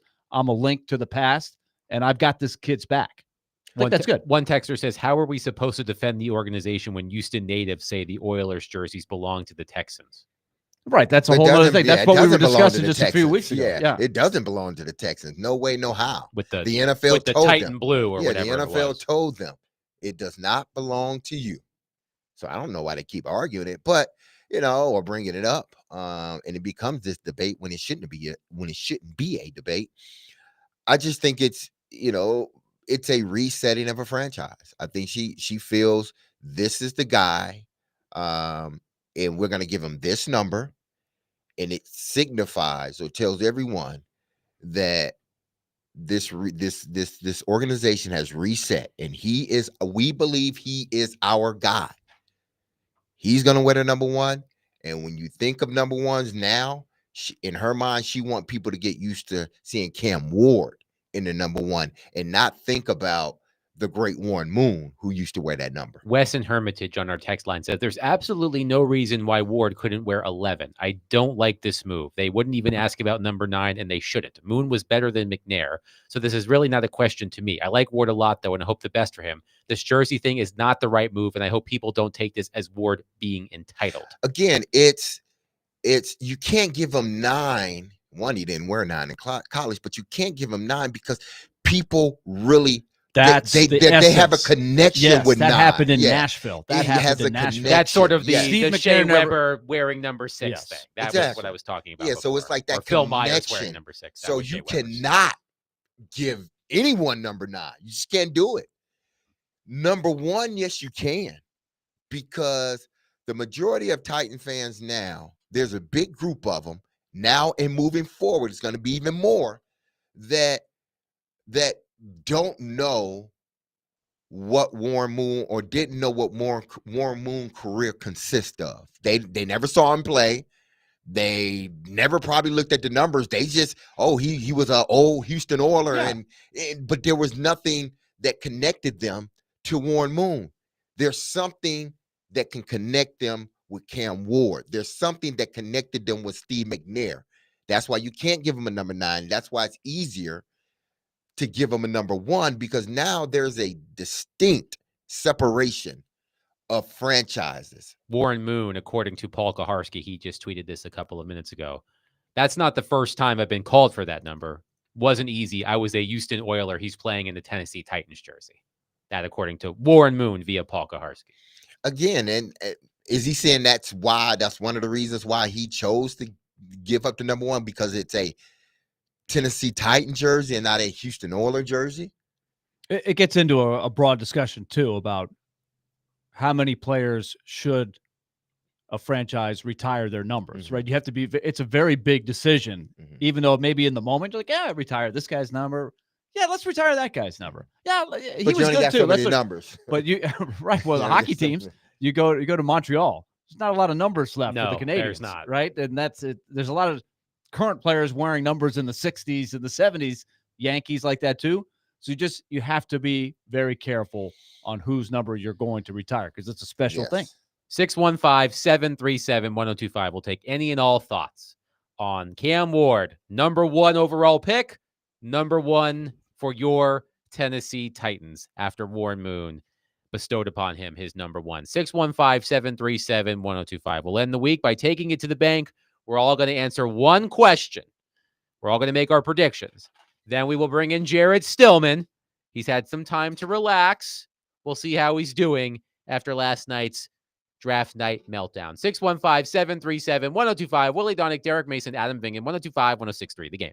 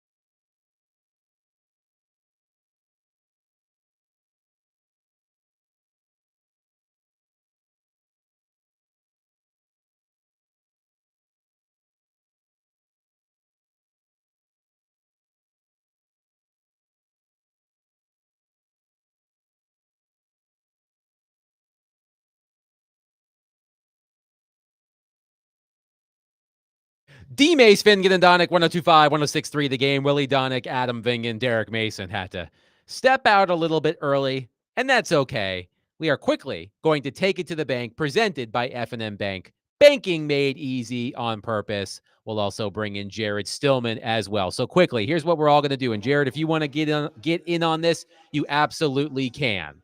We're all going to predict the specific pick in which Shedeur Sanders will be drafted, we assume, tonight. So we're all going to go around. I have Derek's selection. I will make his as well. We'll start with Willie. Where does Shedeur Sanders, the specific number, where does Shedeur Sanders get drafted tonight? I think he will be the first pick in the round, but it will not be to the Browns. I think the Browns, who dictate this whole thing with the 2 picks they have, will wheel and deal out of that spot. It also is my sense that, remember when Dion was floating around months ago, that there's certain franchises my son won't play for. I'm going to tell them not to pick him, that the Browns might have been on that list, which is what leans me towards that pick. Can't prove it, but that's my theory. So he's going 33 overall, but not to the Browns. Yep. Derek and I both say that he will go to the Browns with the second of their second round pick, so number 36. So he will go to the Browns, but not at 33. He'll go at 36. David, what about you? I think he'll go 8th to the Saints at the 40th pick. Okay, Jared? I'm with Willie. I think he goes with the 33rd pick. I think he's the first quarterback off the board. I think he's the first player off the board today. I don't know if it's the Browns or not the Browns. You know, David brings up the Saints. The Saints have told everyone they don't like Sanders. So maybe that means they do like Sanders, but I guess they like the tackle or the guard or whatever. But I think he's the first quarterback. I think he's the first player off the board. So, Jared, we were playing Cam Ward's introductory news conference, and I can't repeat exactly what you said on my personal text line, but you referred to it as a quote-unquote arrogant press conference. Please explain. I was a little disappointed. I'm not going to lie. I was listening to the Cam Ward press conference. Everything I've heard from Cam Ward, I have loved so far, as like he seems like a genuine dude. And I listened to his teammates in college talk about him and his coaches, and they all say great things about him. And, you know, he's honest when he does interviews, or it feels honest. It feels genuine when he does these interviews, but you can see a little confidence, a little chip on the shoulder. And then I was listening to this press conference, and I thought I was listening to Shedeur Sanders' press conference. I didn't know if it was Deion Sanders and Shedeur Sanders mixed into one with Cam Ward, sitting there up there with Warren Moon talking about, well, I'll get on his level. Dude, this is the NFL, man. He's in the Pro Football Hall of Fame. Like, that's hard. Like, let's start with getting through OTAs on the first day. And if we can do that, then let's work on doing the second day. I got to say, I'm a Cam Ward fan because I'm a Titan fan. I heard you guys talking about that earlier today. So I hope Cam Ward does well. I told my son today, I was like, you know what? I hope that you become a huge Cam Ward fan, because a buddy of mine, Jason Anderson, I worked with in Louisville. He does the midday show in Kansas City. He's from Kansas City. And his son was born right around like the same period in life that my son was born. And his son is the biggest Mahomes fan there ever was, because he's like 7 years old. And so all he knows is Mahomes. And I hope that's the case with my son. I really do. But at the same time, I'm like, man, like, I remember the hype for Vince Young. I remember the hype for Mariota. I mean, this time last year, people were saying that Will Levis was a franchise quarterback, and now he might not even be worth a pizza over here at Boomboss. He stinks so bad. Not that the pizza here is not that expensive, but I mean, we're talking about a franchise quarterback. The pizza here is fabulous. But it just is crazy. I mean, again, I think people are getting a little carried away here. Let's get through the first day before we anoint him, again, as they're putting it, Heir, H-E-I-R, McNair. So Willie was getting a lot of text, or we were getting a lot of text, that Willie was doing his best Jared impression earlier in the show. You even texted me, God bless Willie Donick for how he reacted to the Titans reportedly returning down a trade from the New York Giants that included their first round pick this and next year, along with other picks. You said on the draft show last night, I'm glad we had, I would call it a mini meltdown. It wasn't your biggest meltdown, but we needed a meltdown, so we got a little bit of a meltdown. You said Cam Ward better end up being Patrick Mahomes to justify not dealing the number one pick. Can you expand on that? Well, didn't we think that the reason that the Giants had called and the Giants had offered, and we probably knew it was more than just a third round pick, which Adam Schefter had said earlier in the week, but didn't we kind of feel like, yeah, this quarterback class, this draft class, it's not a special quarterback class. It's not a special draft class. Ward is the best of a bad group. He would have been right there neck and neck with Bo Nix for the 12th pick last year if this Cam Ward was in last year's draft. So the Giants probably don't think he's a super guy, so they're not trying to move heaven and earth in order to get him. So there wasn't a big offer there. And then Adam Schefter comes on TV and says they offered 2 1s and the 34th pick. And it's like, wait a minute, what? They turned down one of these granddaddy offers? And then when we see Jacksonville pays a granddaddy offer to get Travis Hunter, which I thought was stupid. But when I see that, I'm like, wait a minute, what? Like they were willing to do, goodness gracious. I mean, the Giants, the desperate Giants were willing to do that. Well, I guess, like Brian Callahan said yesterday, there's no price for franchise quarterbacks. And I think like Derek has a different interpretation of what a franchise quarterback is than I do. I mean, because Derek says, franchise quarterbacks don't have to be elite. So Carson Palmer with the Bengals was a franchise quarterback, or Kyler Murray with Arizona is a franchise quarterback. And I'd rather have the extra picks than have Kyler Murray and what he's given Arizona. So I think he's got to be an elite quarterback. He's got to be in that class when all is said and done with Mahomes and Allen and Burrow and Jackson. And I think that they have the way that they've treated this by not entertaining offers and by picking him and by giving him Warren Moon's jersey. I mean, I think the expectation is that he's going to be an elite quarterback. And I think anything other than that would be incredibly disappointing to me. Well, Jared, I think you and I had the same philosophy that when you have the first pick, you have leverage that no other franchise has. And so in my mind, I'm like you. I was under the impression that this particular year, nobody was really biting and giving you what you might be looking for to trade out of that pick. The instant that I heard what Jacksonville was offering for the number 2 pick, that's when I lost my mind last night. And I continued with that this morning on the first hour of our show. I cannot believe they would turn down that. And then it comes out minutes later that the Giants offered their first-round pick next year. That's all I needed to hear. I don't even care what else was in there, the swapping of this round or that round, adding this round or that round. I could not get off of this fact. The Giants' first pick in the draft next year, their first-round pick, that could be a top 5 pick. The value of that is enormous, off the charts. Jared, I know that you like to get the chart out and the points and the things like that. I'm not into that. I'm into maximizing the leverage of the first pick. To put all of your eggs in Cam Ward's basket, as much as you might love him, it's not worth turning down a deal like that, in my opinion. So I would not just say the thing you said was as much as you love him. I mean, if I thought somebody like Caleb Williams last year, and I didn't like Caleb Williams because I didn't like his personality, but Caleb Williams, in terms of talent, I mean, he was up there. You didn't like his purse, if I recall correctly. I did not like his purse, and I did not like, I think what I found is to be pretty immature, some of the way that he carried himself. But that kind of quarterback, Trevor Lawrence coming out, Joe Burrow coming out, Andrew Luck coming out. I mean, there is not, in my opinion, a price you can pay when there is that generational quarterback that seems to be there. But I'm not convinced by watching the film or anything I've heard or seen or anything anybody's told me about. There's nothing that's made me think that Cam Ward is a generational player. And that's when a generational potential player, then we're not going to have a conversation.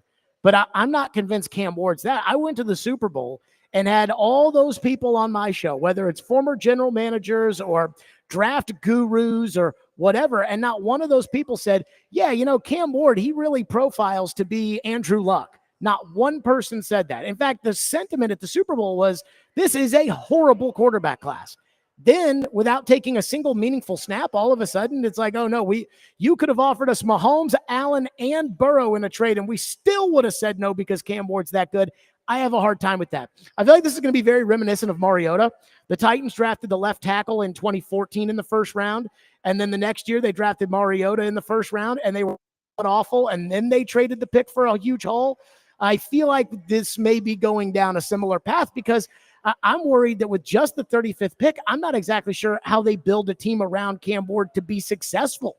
But they say they have a plan. I don't know what it is other than what everybody else, the stupid teams would do, is throw them out there. But hey, this is apparently the Titans have answers. They always have answers. They're always right. And then the fall comes around and they're not as right. But they chose not even to play the poker game to try to maybe convince people they were going to take Travis Hunter with the first pick and get the Jags to jump up for the first pick. And then you move down and you move back up. You may, if you've played the poker game, could have played it and still gotten Cam Ward. If you're that convinced that Cam Ward is the right guy, they could have done that. I think that's a dangerous game to play. If it you're is, convinced and you have to be superstar. willing to lose, just like in a poker game. You might have to decide, we played the game, we wanted Ward, we didn't get Ward. Life will go on, right? Because like you said, Jared, he's not considered that high of a prospect. So next year you're going to be right back in this boat, but you would have way more draft capital in your pocket. So Willie, I agree with you again on the sentiment of hearing about the first rounder next year. I thought if the Giants offered 34 their first rounder next year, I would have made the trade. But that's the kind of the same trade that the Baltimore Colts made with John Elway that Ernie, of course, he resigned over because he was like, that's not enough. If they think he's John Elway, then that's not enough. I just don't know who thinks he's John Elway. Jared, are you part of the draft coverage tonight? I am not. I will be here until 6 o'clock, and then Chase and Joe Rexroad will take over, and we're very excited for the draft show here at Boombox. Absolutely. Jared, real quick, did you see the scores last night in the NHL playoffs? I did not. I did not pay attention to any playoffs, but okay. I woke up this morning on Robbie and Rexroad, and Joe made sure to bring that up because he lost the argument of whether or not Shedeur Sanders was a real prospect or a TV prospect. Yep. The Wild beat the Vegas Golden Knights, blew them out easily, 5-2, 2-1. Heinze. Just letting you know. I'll keep you updated on that. Maybe you should say it was a mistake for the Predators to fire him. I'm kidding. I'm kidding. I'm kidding. I've always been a Heinze fan. You have always been a naysayer about him. That'll He's a do good it. Coach. That'll do it for us today. You can catch Jared at Boomboz in East Nashville for Stillman and Company, followed by the draft show with Chase McCabe and Joe Rexroad. On behalf of Derek, be loved. Love on your people. Have a wonderful weekend. Peace.